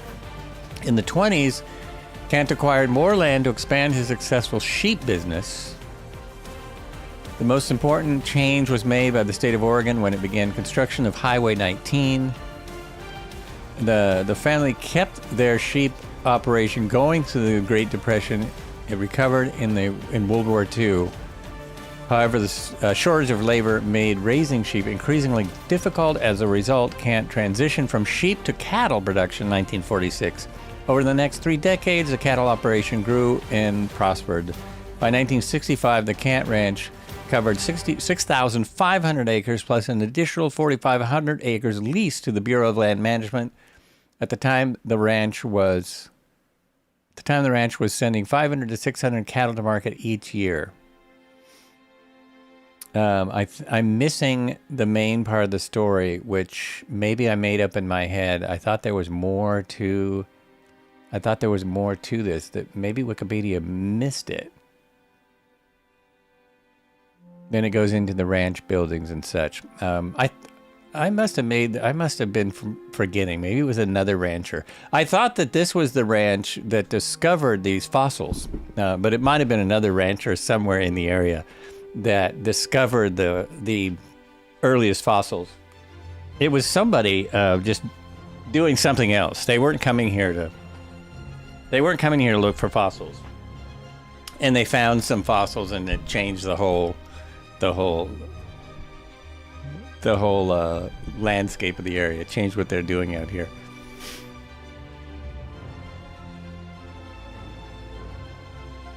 But obviously they kept raising a whole lot of and are you on top of Sheep Rock up there? Let me see if I can get a glimpse of, Red Heron is on top of Sheep Rock. That's hilarious. I'm pretty sure that would be Sheep Rock. Have to stop there. That's quite funny. And I think they dig a lot of fossils out of here, too. Because the National Monument is right there. The Visitor Center is just down from us. Again, we won't see anything because I don't know that... Here we go. Dropping down. I don't know that the Visitor Center is in the sim, but we'll just do a flyby and we will push the button so I'm on my screen. There we go. We'll see if we... Ooh, wow, the wind. Oh my gosh. It was a crazy takeoff. That was a crazy takeoff.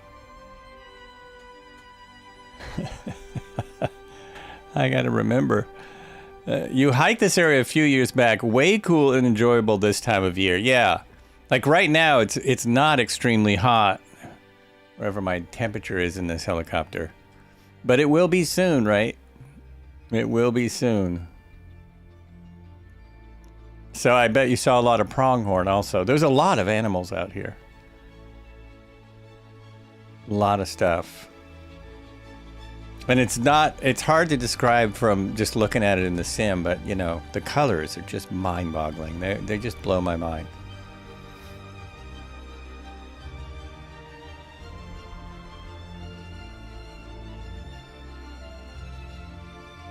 It's been years. I should go back up here.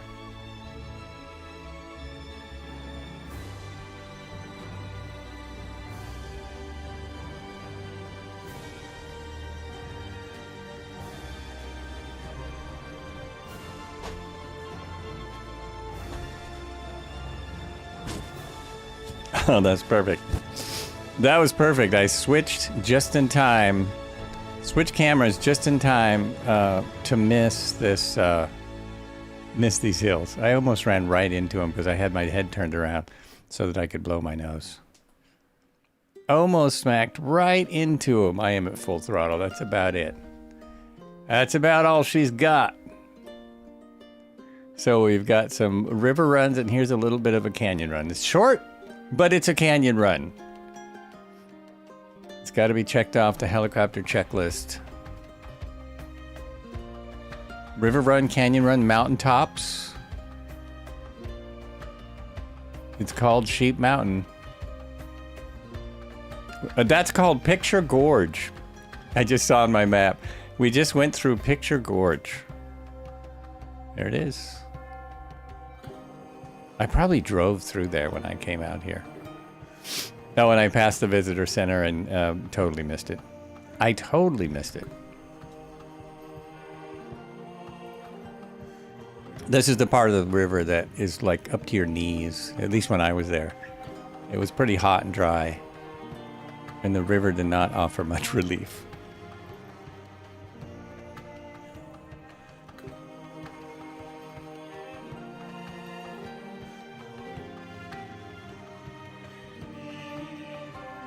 Oh, there's my outside. It's 63 right now, 63. Be a nice day to be out here.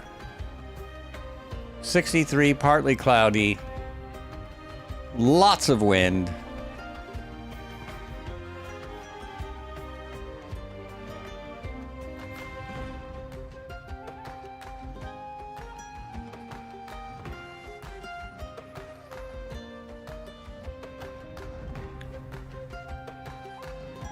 Stream Elements. Two-Tone Murphy just rated the channel with 90 viewers.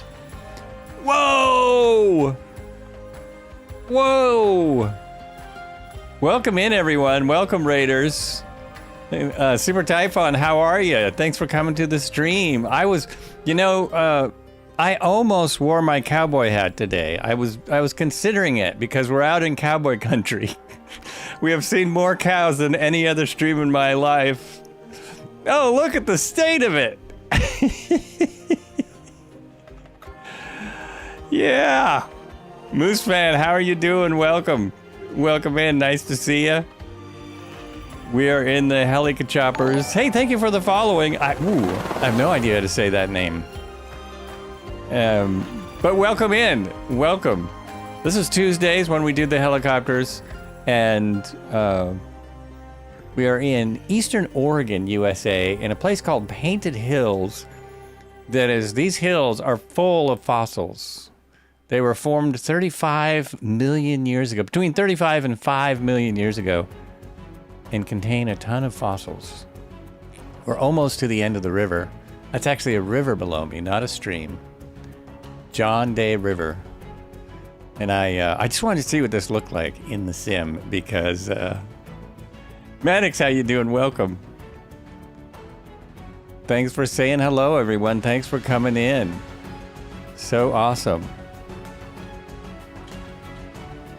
I am going to miss you all. I'm going to miss everyone who's going to the event this weekend.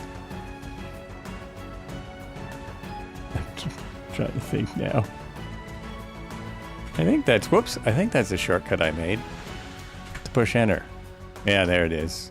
If someone is here that doesn't know who Two-Tone Murphy is, absolutely go check out his stream. One of the reasons I stream is from watching Two-Tone stuff.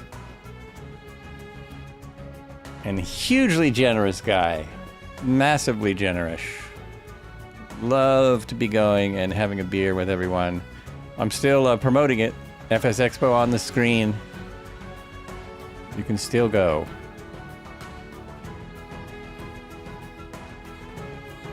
I thought about it as late as yesterday. Yesterday I was still kind of considering it. Oh, more cows! Look at them all! Look at them all!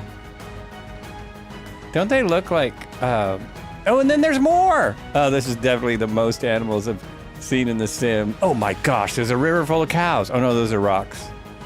Rocks, cows, they're all the same. That's just amazing. I'm seeing nearly, like I'm seeing 1/10 as many cows as I would see in the real world in this area. Look at them all. Holy mackerel.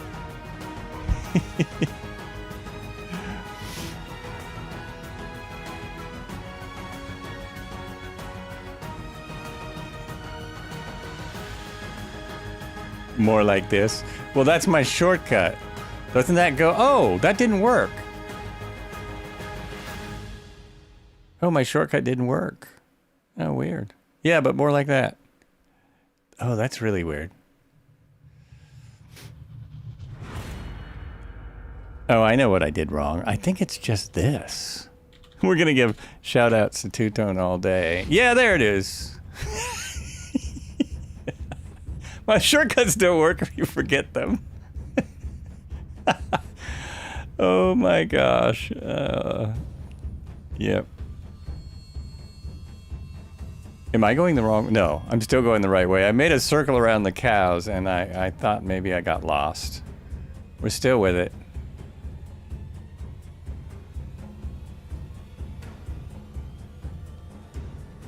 Using the R66. The Carenado R66. And I only ran... Oh, geez, I forgot to check. I ran out of gas earlier.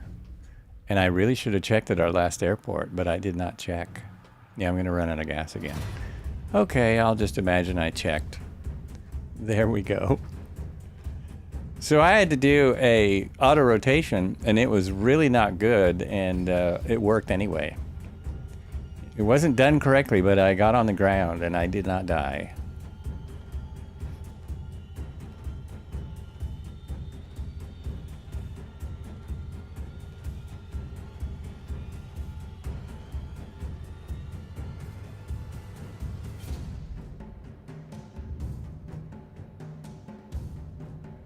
There's more cows! Holy mackerel! Whoa! Cows and horses. We've not seen any sheep. Haven't seen any pronghorn because they don't exist in the sim. Haven't seen any elk or deer. You see those out here a lot. Of course, mainly where you see deer is right here. You see a lot of deer right along this path, right here. They don't usually look very good when they're right along here. They just don't look good. Poor guys. Oh dear. This is the John Day Highway near John Day fossil beds in John Day, Oregon.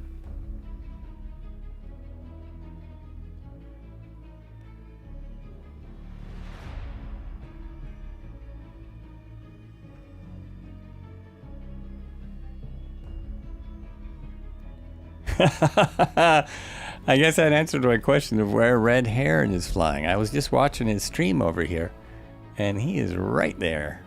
Right here. Not far away at all.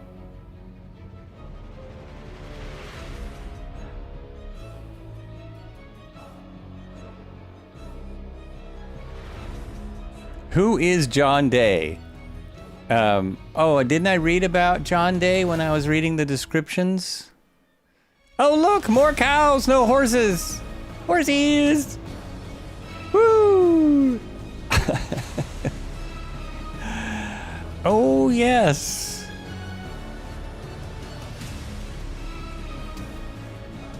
We have broken every record for animals in a single Twitch flight. Of mine. I don't know about any other. I don't know about anyone else, but Twitch, I've never seen. There's more! But wait, there's more! I'm going to pass the airport's what's going to happen. Go right by the airport, watching cows. Now it's just a cow run. How many more cows can we see?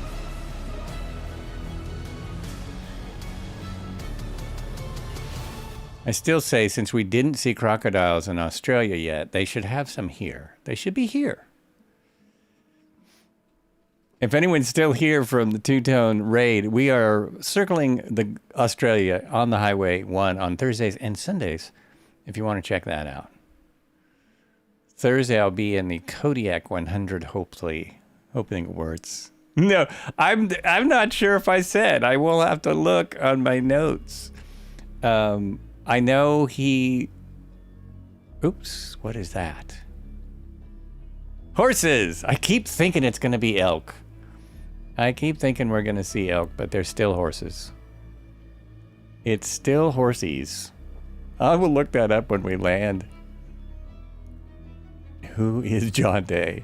Who is this guy? It does say a lot about the John Day fossil beds without saying who he is. He's got a town named after him. He's got a highway named after him. He's got a river named after him. Turbine Thursday. Turbine Thursday.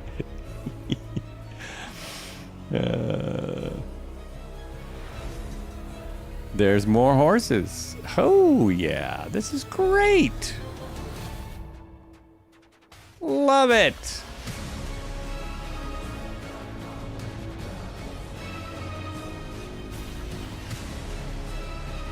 That looks like somebody's ponds. Somebody siphoned a little water off the river there. There's an airport coming any minute. There's a race course. This guy's built a racetrack on their farm.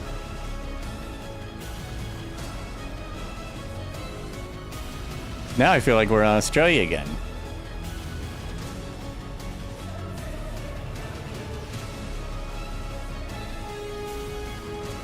He was a fur trapper in the 1810s. Thank you.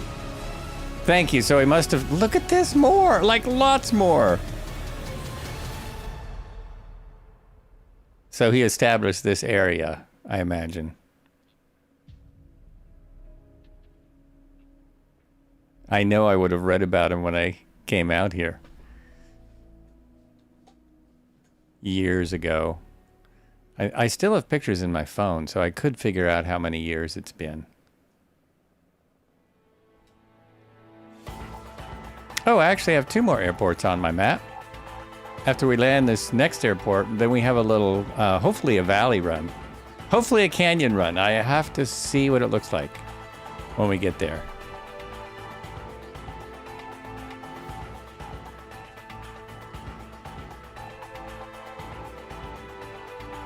The John Day River goes south and it kind of fizzles out. We'll continue to follow.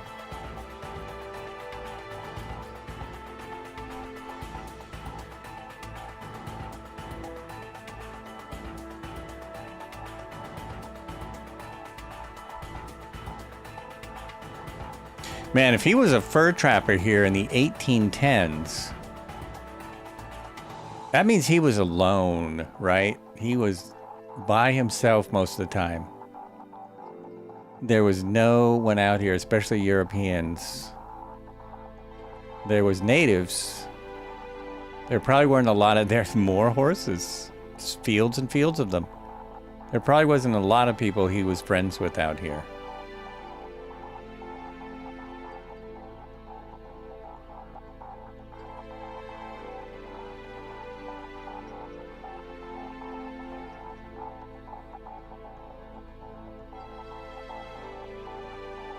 When was the Lewis and Clark expeditions? I mean, that was...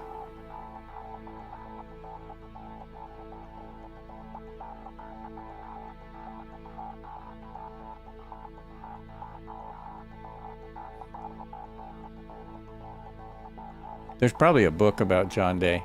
He had a buddy with him, and they both were robbed by native folks near the Columbia. Oh, I'm sure I read about that. There might even be a plaque where they were robbed. Oh, there's more horses.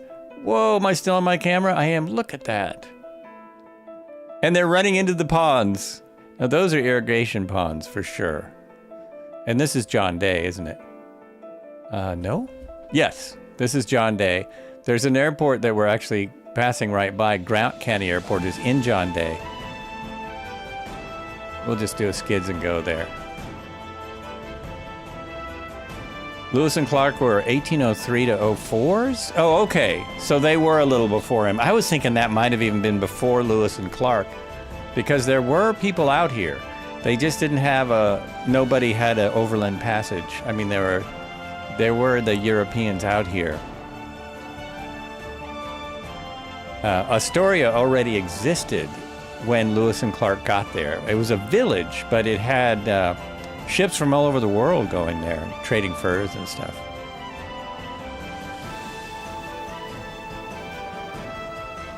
There's a Lewis and Clark museum on the Columbia, right? Near Hood River? Or there was. It might be closed now.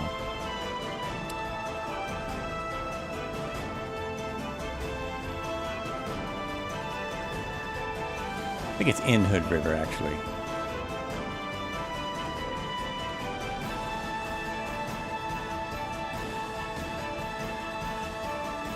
We should see the Grant County Airport easily. It should be pretty big.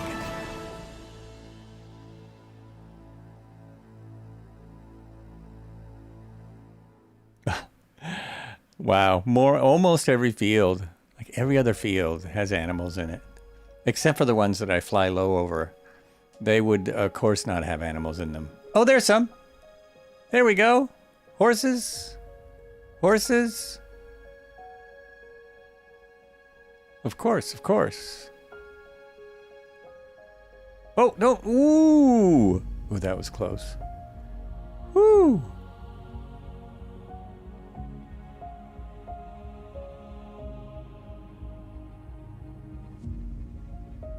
And a whole field of them again. Wow.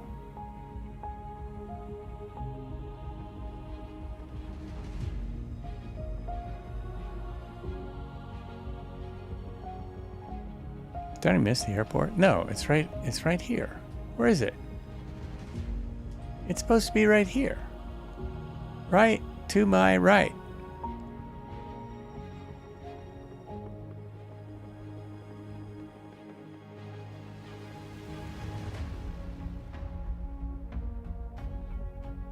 Is it up on a hill? Oh, I think it is. Airport's up on a hilltop. Or is that it down there? Oh, there's a college down there, isn't there?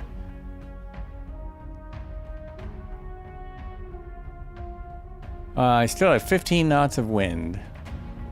And it is 63. It's staying... Oh, there's a power line. Staying consistent. My map is telling me there's an airport here. I am not seeing... There it is. Oh, what a nice spot. It's a plateau. A great spot for an airport. It's really surprising how big it is. Oh, red heron's there.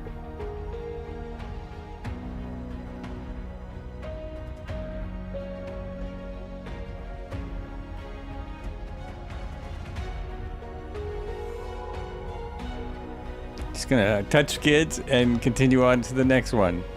Just down the road. Woo! Surprising there's not animals all over the place here. This is a big flat area.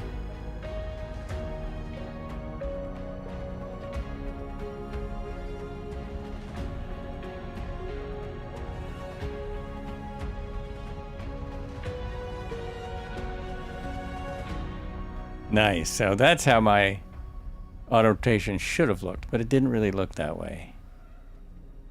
Did not really look that way. Okay. Continuing on. Wait a minute. Yes, this way. Okay.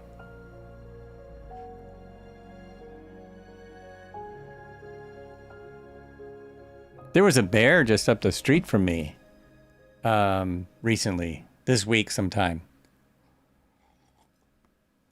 We've got buttes on both ends of our town, and On the one end, the south end, it's kind of in the woods. And somebody saw a black bear up there. Somebody got a nice picture of a black bear up there.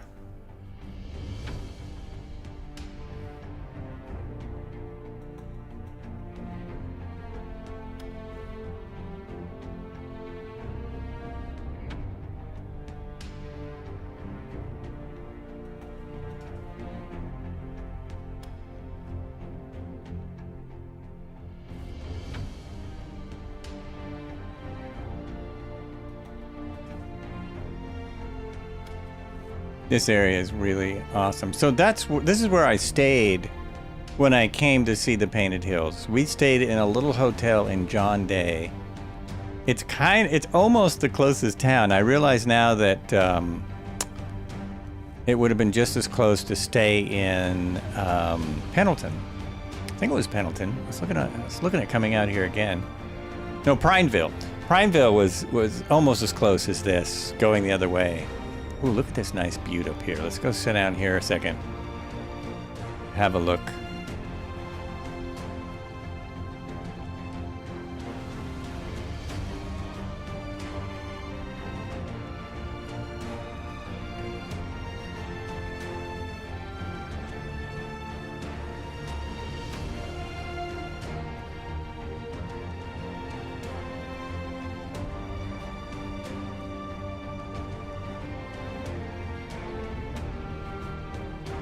This is amazing. The wind is just keeping me afloat. It's keeping me in the air. I'm just popping down here for a moment to have a look at the surrounds. Have a look outside. Oh, that's awesome. Watching all the helicopters come over the hill. That is a blast. Now let's see if I can go out here and look around without... Dude, I'm about to throw up. See, that would be me with VR. I wasn't its grandpa, of course. Of course. Oh, a Hiller. Someone's got the Hiller. Tail rotor. Nice. I was flying that the other day because of the one I saw at the Lane Community College school. Yeah, look at that. Look at that picture.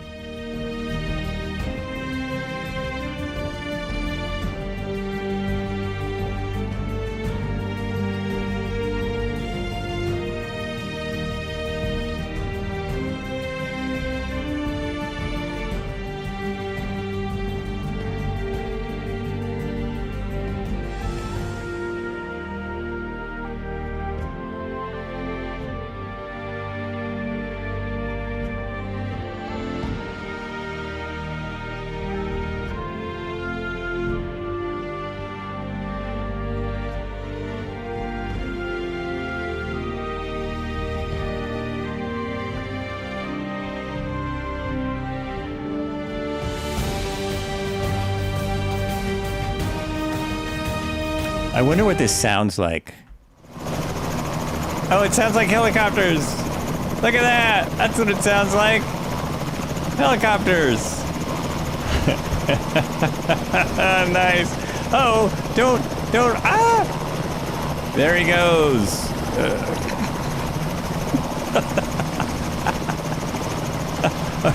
All right, we got it back. Oh, that's hilarious. He's gonna kill us.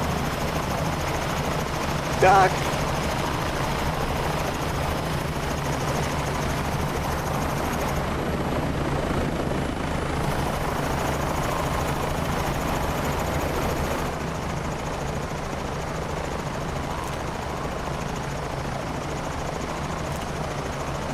What a bunch of studly men. Studly studs. Sweet. Oh, I can't go. Oh, yes, I can. I can go like this. There we go. There we go.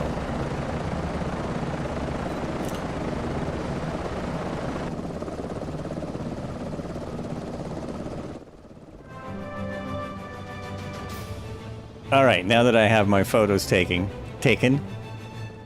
we can return to what we were doing. Let's head back to the choppas. Let's jump back in and continue. Oh, I have to turn that off. There we go. Stand up. And we'll just, whoop, nope, don't fall off the cliff. There we go. It's over there? No, that's not mine. There it is. Always a good idea to leave your chopper running. The wind is pushing you down. Yeah, the wind is incredible. So it's probably coming right off this butte and just pushing you down. Like that! Ah! I don't know. I think these both look pretty good. Both these helicopters look pretty good. I can't say that one is better than the other. Well, unless you want an autopilot. And a lot of other, a lot of other stuff to go with it. Then the Cow and Sim wins out big time. Big time. We are 10 miles from the airport. Oh yeah, barely any collective at all, and it jumps in the air because of all the wind. Woo!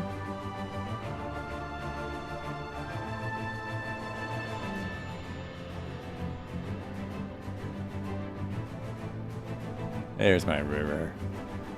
There it is.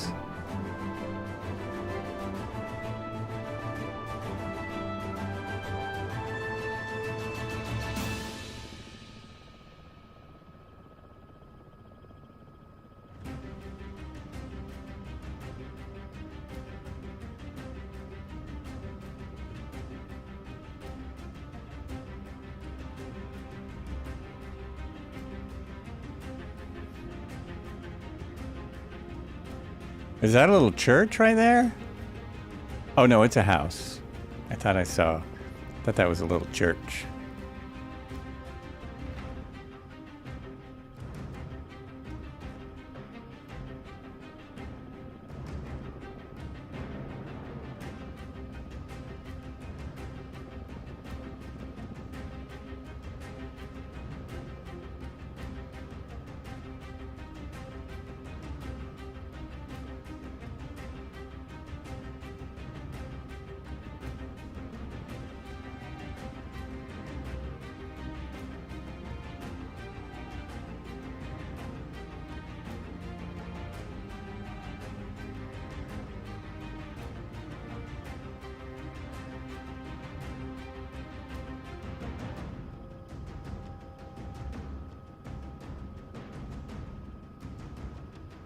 High Country number 2 is the airport we're coming to. Oh man, more horses. Another field of horses and cows. I mean, massive amounts. Woo. It's blowing my mind out here. It's blowing my mind. And there's, look, a field of rocks. There's a field of rocks. And another field of rocks. Wait, are those animals? No, those are rocks. Those are rocks.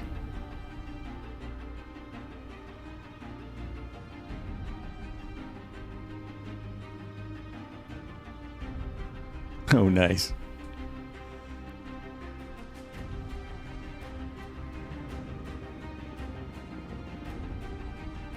I've got a tail.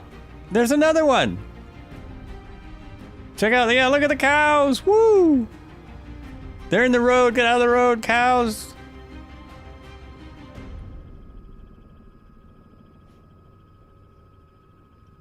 Follow the river.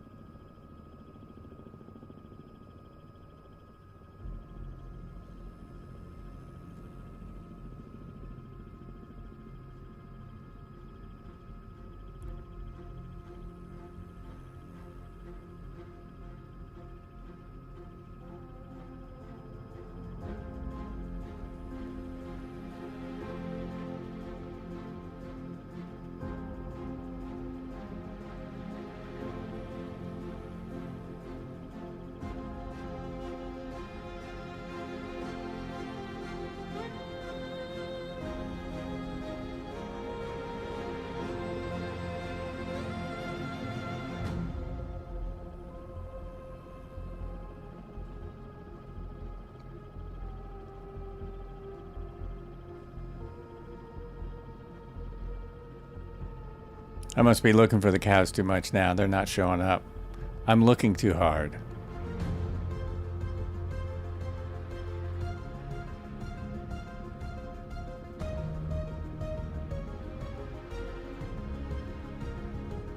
Ooh, I thought I lost the river. Nope, I got it.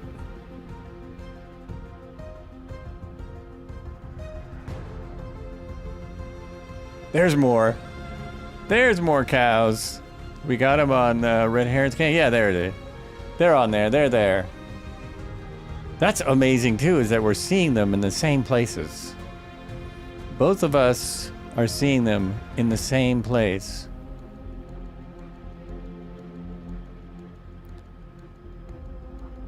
This is Prairie City. Prairie City. Fracture.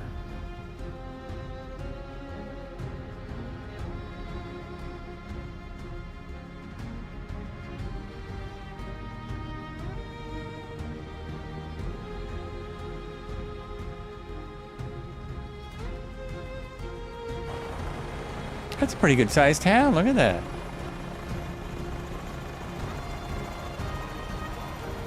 And we're going to the airport. Stop the airport here. Check our fuel. And our snacks and our fuel. Oh, I think I just went over a graveyard. I believe I just went over a graveyard. Airport is over this way.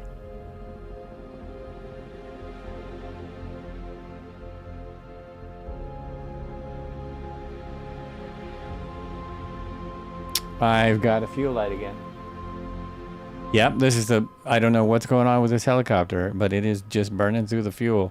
I'm going to watch my instruments. I'm going to watch and see if I run out of gas before I get there.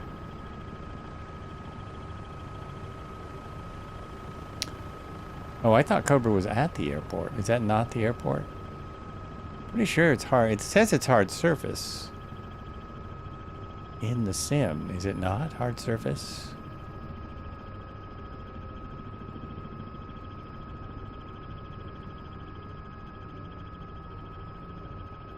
It is. It's just small. Okay, let's see if I go there. Yeah, turn right around. I'll turn right around and come in a very sane way now. We'll slow down properly, do everything proper by the book, like we always do. Always by the book.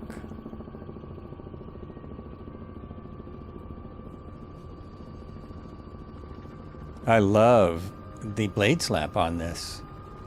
It always has impressed me. I've always been impressed by it. There's even fuel here. There's even a bit of fuel. Wow.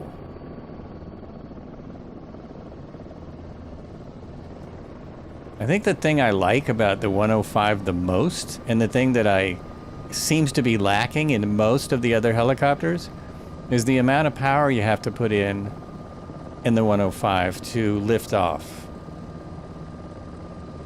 It's like set up really well. Set up very nicely.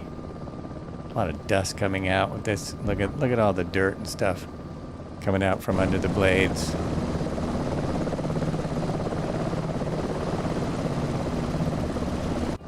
And we are getting a few bugs, a little bit of dirt on the window, not a lot. You have any moonshine on board? Is that what it looks like? That I should have moonshine out here? Because of where I am? No, sir, that wouldn't be proper.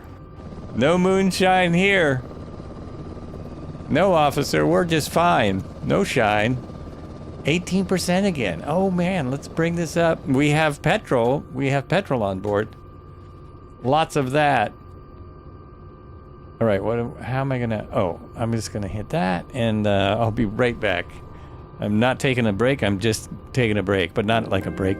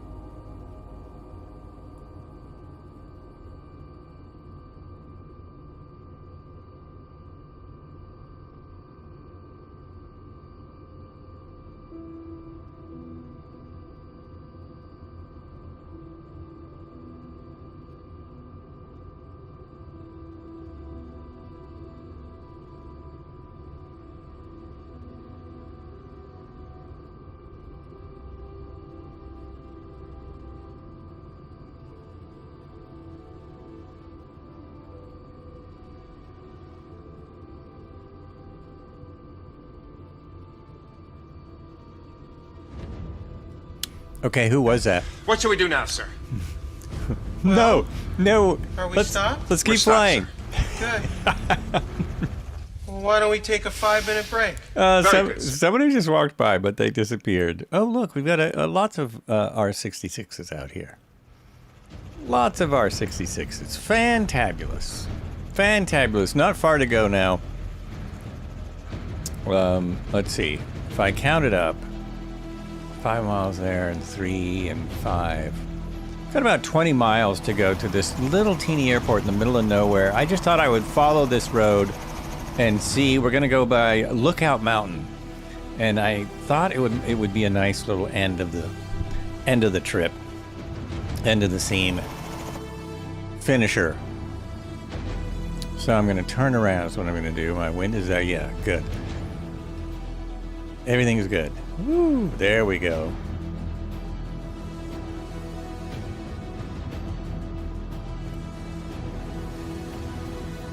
We do still have aircraft with us. Or is that just parked? No, that's parked aircraft, isn't it? Yeah, these are all parked here. Wow, cool. Wow. Check it out.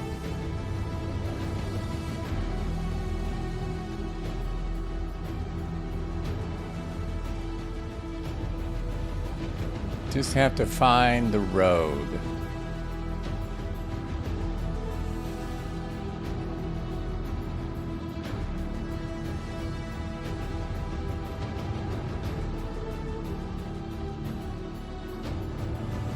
Well, I think it's still John Day. Yeah, here. I believe we're still going to be on John Day. It just gets small. That's not it. It's a little further down. At about maximum power. There we go. Got fuel, right? I fueled up. Don't be fuelish.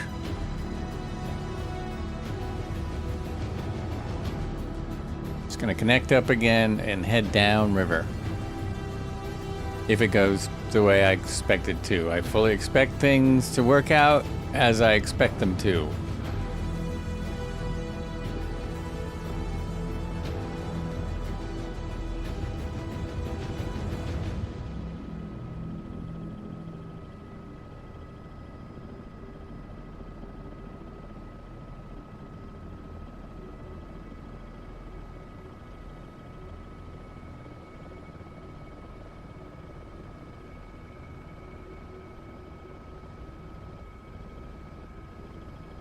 You know, let's go here and see if I can find the info. I feel like John Day need to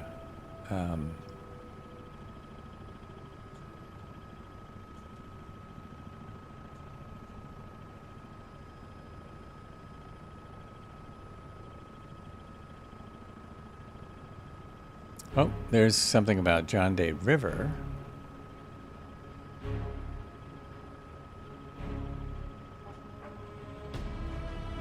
Oh, I love this. People born a long time ago. John Day was born around 1770 in Culpeper County, Virginia. Because, you know, the records weren't clear. Came west through Kentucky to Spanish Upper Louisiana, now Missouri, by 1797. After a few years trading up the Missouri River in the late 1810s, he was engaged as a hunter for the Pacific Fur Company and joined an overland expedition led by Wilson Pratt Wright. I'm trying to stay on the river at the same time as... Oh, there's a road. It's not a... there it is. The river's underneath me, but you can't see me anyway. So the party trekked west from Missouri to Fort Astoria at the mouth of the Columbia River in 1811-12. Day is also known, along with Ramsey Crooks, for being robbed and stripped naked by Native Americans on the Columbia River near the mouth of the river that now bears his name in eastern Oregon. Oh. So if you get robbed on a river, they might name it after you. And forced to walk about 70 miles back to the Columbia River. Wow, so this guy is he was lucky to live. Back to the Columbia River, where the friendly Walla Walla Indians, though harsh conditions without clothing or tools of any kind, after finally making their way to Fort Astoria in April 1812, they was assigned to accompany Robert Stewart back east to St. Louis in June 1812, but was left on the lower Columbia River where he was said to have gone mad. Oh, man! He returned to Fort Astoria and spent the next 8 years hunting and trapping mainly in the Willamette Valley, that's where I live, and inland northwest. John Day died February 16, 1820 at the winter camp of Donald Mackenzie's Snake County Expedition in what is now the Lost River Valley in Butte County, Idaho. Oh, crazy. What a story. I am glad that I read that. That is amazing. What a freaking dude.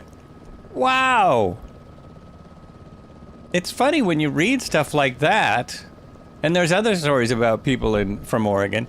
I mean, why didn't he get a book or a movie or something? I don't ever remember anyone. There's no song about John Day. Johnny Day was a big man, but the bear was bigger, so he ran. Anyway, Bossman Gaming just rated the channel with 1 viewer. Bossman, thanks for the hosting. Welcome in. How you doing? Nice to see you.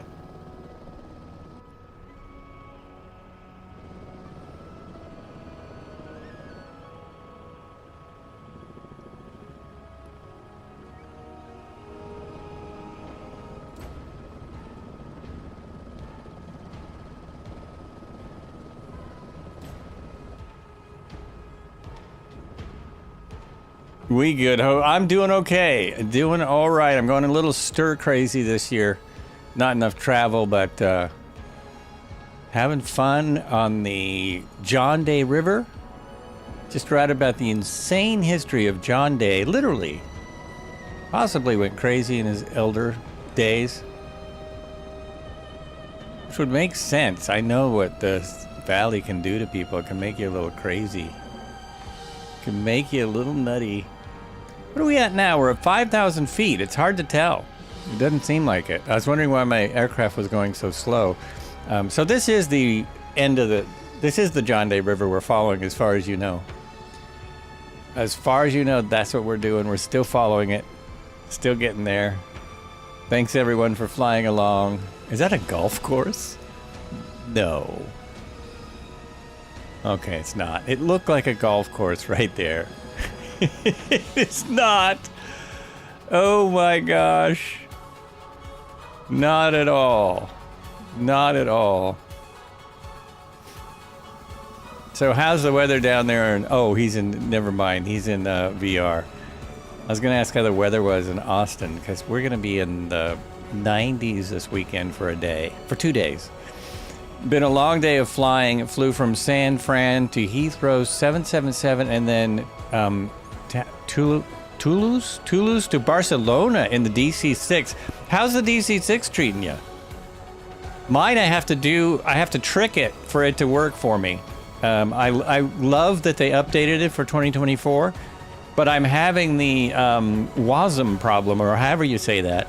I'm having that problem where it won't work when I leave the sim. And I have to go in, and now I got to make a bookmark in case I want to use it. It's such an awesome plane. Not everyone's having the problem. I guess they're not sure what's causing it.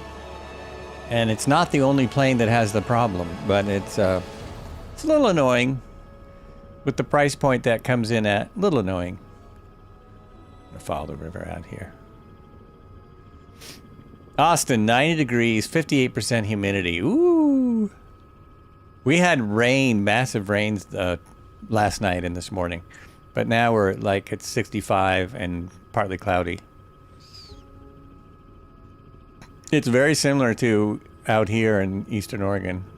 Almost the same weather. My plan follows the river, but how does the river go uphill here? It looks like the river is going uphill. Maybe it's actually flowing the other way.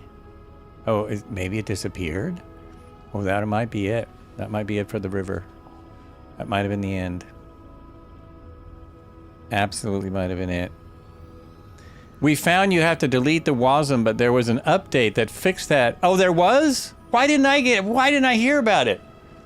I got an update the day after the update. There was another update and it didn't fix anything. So I will go update it again and hope that works. Yeah, you had to delete the DLL or something. Which I did and found, yes, okay, that works. Or reloading it works, but I don't want to do that every time I start the sim. Because I would like to fly it on one of the legs of my Australian tour. It would be fun to fly the DC-6. It is an amazing 4-engine stall aircraft. It is definitely an aircraft that you can use for short takeoffs and landings if you practice, especially landings. It will land in around 1,000 feet, but it takes practice.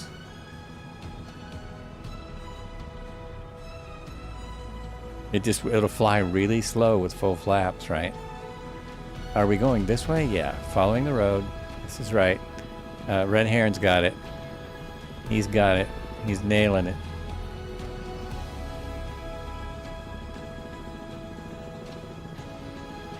I think. Did you run out of road or get a little tight? There we go. That's it.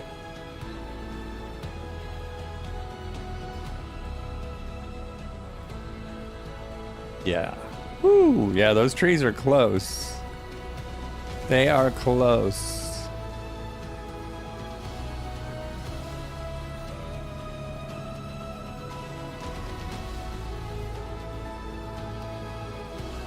Let's see, I guess I was trying it more than a few days ago, because a few days ago was Thursday.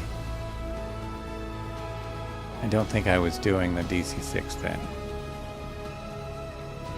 2.04.62 is the latest. Make sure you delete the WASM first. But oh, really?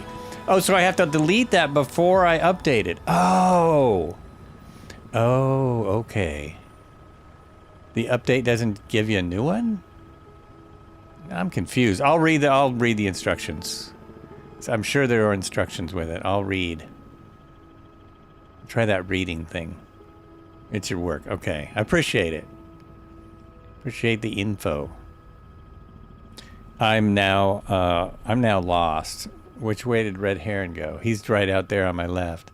We're turning, we're turning left. I don't know if we follow I thought I was following yeah, we're going to turn left and hope there's a little notch to go through. Right in here. There should be like a valley the whole way to get back over to this little airport. There you go. There we go. That's it. We ran out of cows, didn't we? We plumb runned out of cows.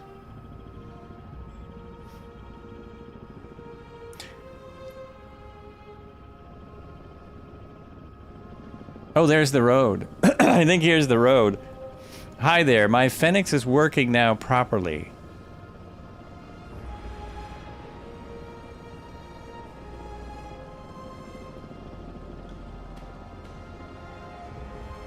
Oh no, I'm supposed to be going left. I'm supposed to be headed left. Flight Simulator 2025 is on a 5-stream watch streak. 5-stream watch streak. No, the old WASM conflicts with the new update. It breaks the loading of cargo and also some of the tabs in the tablet. Oh. Okay, I'll have to figure out. I mean, I think I know where it was. No, what was that? Was that a bird or did someone fly by me? Oh, I think that was a bird. I think I just missed, like, hitting a bird.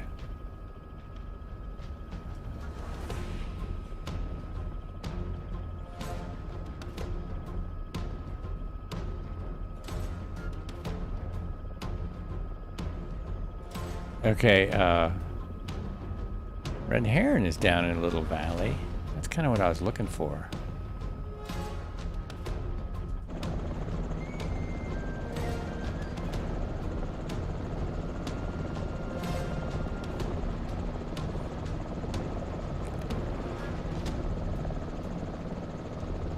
I don't want to get too lost.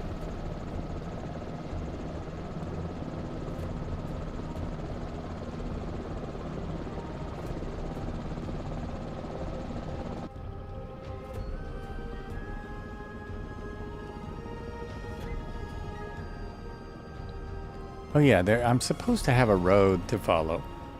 I had this mapped out to follow a road, but now I'm not seeing the road. Nope, I don't see it.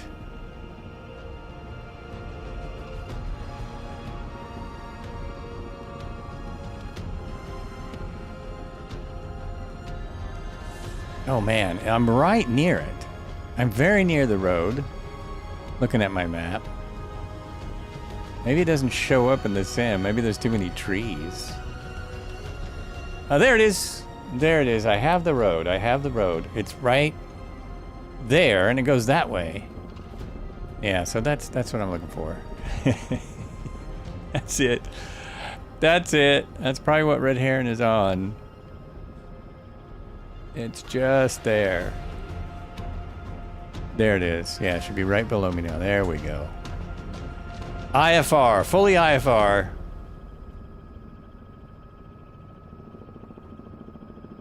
It's very twisty, and there's a lot of trees in the way.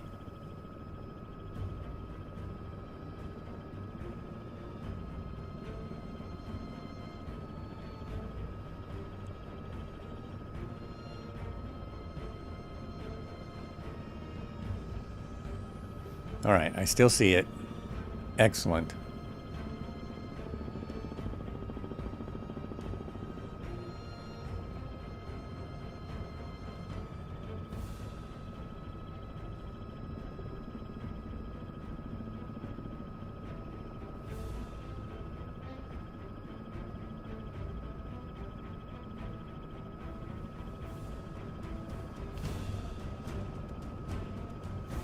This is a whole different landscape now. Now we're out in the forest of Eastern Oregon.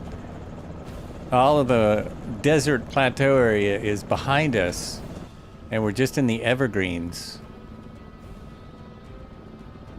And this goes on for miles and miles also.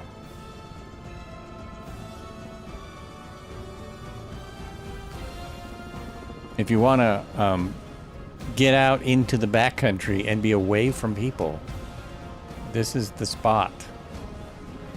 You can go camp out here and be all by your lonesome.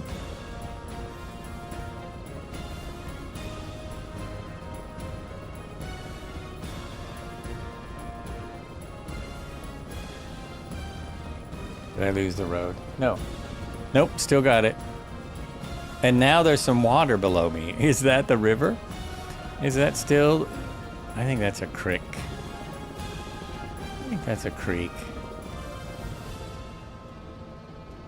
That says North Fork of the Malheur River. North Fork of the Malheur. There's a Phobian. There's a campground just here. There's a campground right down there. Just what I was talking about. Right there, we got a campground. Continue to follow the road, and we'll be right back in just a few miles back down to our airport. Oh, there's also a Short Creek guard station. That's interesting. What are they guarding?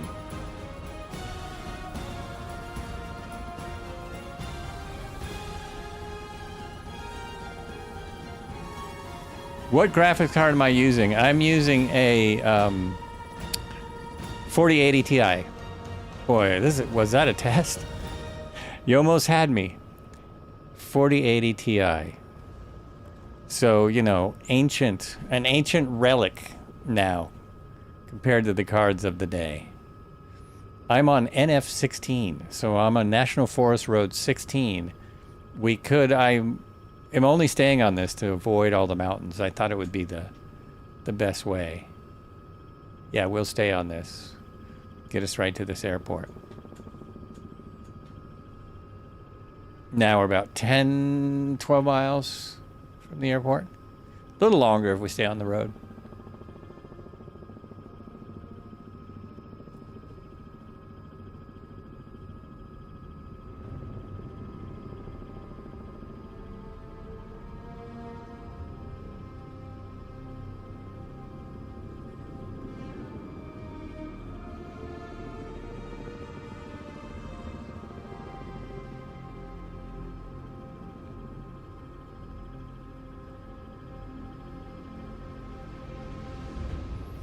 Okay, nice. You've been using I've been using a 2070 RTX, just upgraded to the Asus Radeon RX 960, dual 16 gigabyte. Dual 16 gigabyte. Really? It's a dual card? Wow. Yeah, I bet that's lovely. I bet that's very nice. I don't see an upgrade in my immediate future, just by what the prices are.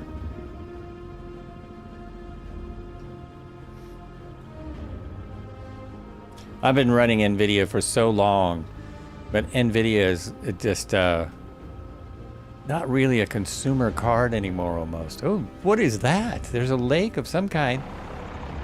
It's a watering hole in the middle of nowhere. There we go. Cool. Is the middle guy, did you go down? Did you run out of fuel? Or are you just parked in the woods? You taking a break? A Bush's break?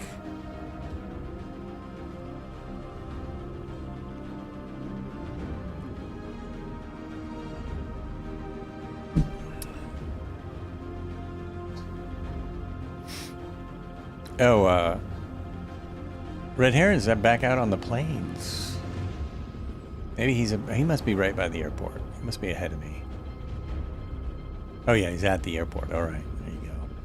And there you go then. Be right there. Be there in moments.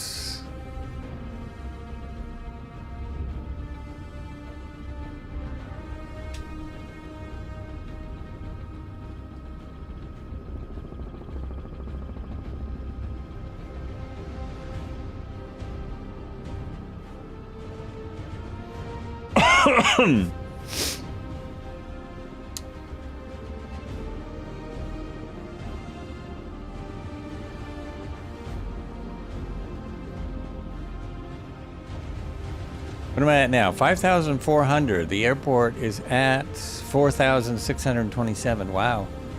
We are definitely up in the mountains. Eastern Oregon mountains. There's a whole bunch of helicopters out there. I guess they decided to go direct.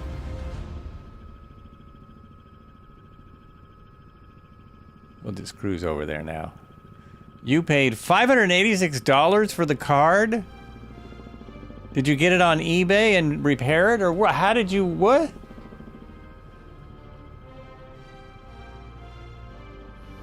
It seems like a deal. People keep thinking that the cards will go down when the next big card comes out, but they're not going to. There's too many people that want to use the cards for other things besides Flight Simulator. Too many uses for these cards now. Gaming is not what they're making them for.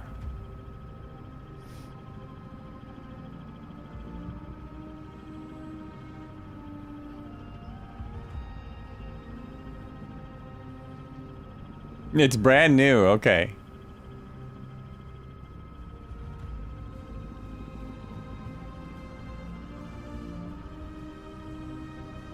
And there is our final airport coming into view. Thanks for coming, everyone. It's coffee time.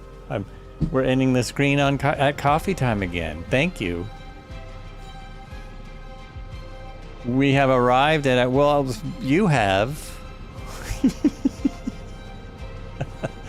I have nearly arrived at our destination.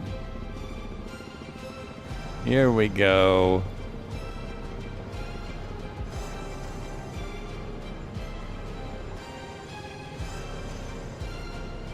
This helicopter doesn't stop like the 105 or the 500D or the UH-1. It doesn't have those stopping abilities. Coffee with Hobnobs biscuits. Now there's a... Oh yeah, that would be a plan.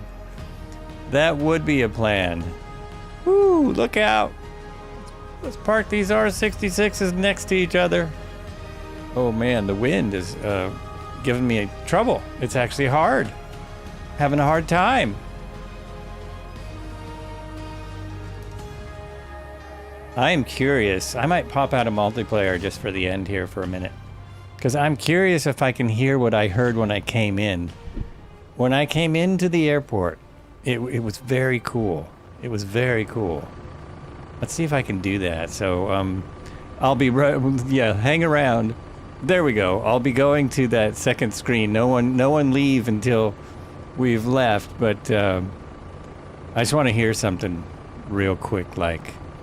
So let's see. Let's go here. Settings. Online. I don't know if it'll be the same on this end of the flight as it was at the beginning of the flight, but let's find out, shall we? Turn that down. Take the governor off, which I only know. Nope, it's not working. It won't kill the governor. There it goes. There it goes. Okay. All this gets turned off. There we are. Pull that.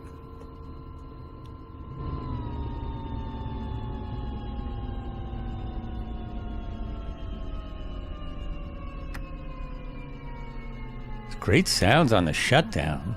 Pretty good. I don't know if you can hear them or not. It's pretty good. And if I open the door, that should pop me out.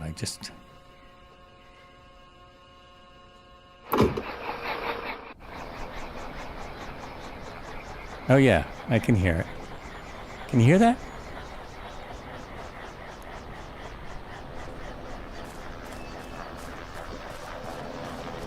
How is there still sound? Oh, it's that.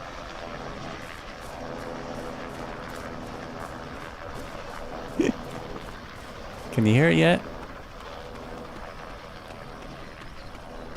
I'm syncing. Okay, the stuff isn't quite right. Anyway, there's birds and stuff. At the other airport, there was crickets and things. All right, we're gonna go like that. No, we're gonna go like that, and we're gonna jump over here, and I'm gonna thank you very much. I'll be back Thursday. We should be back in Australia, flying the one. And there we go, right there. We have arrived at our destination. Thanks for watching Flights with Joel.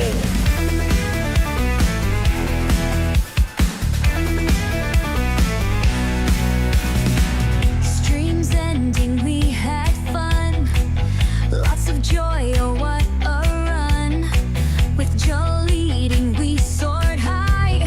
Through the clouds we did fly. Flights with Joel, what a show. Laughter, thrills, and fun did flow. Thanks for watching, what a ride. Flights with Joel, see you next time. That's with Joel. What a show. Laughter, thrills, and fun did flow.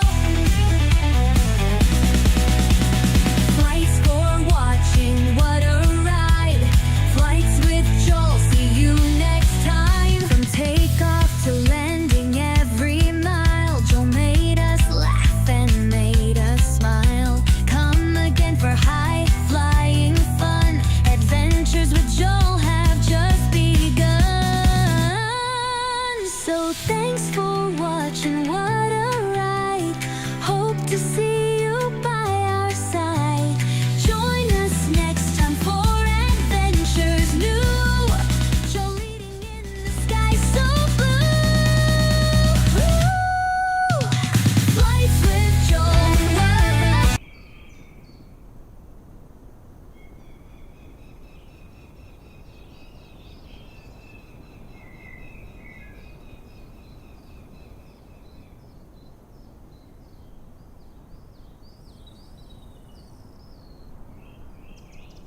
Every national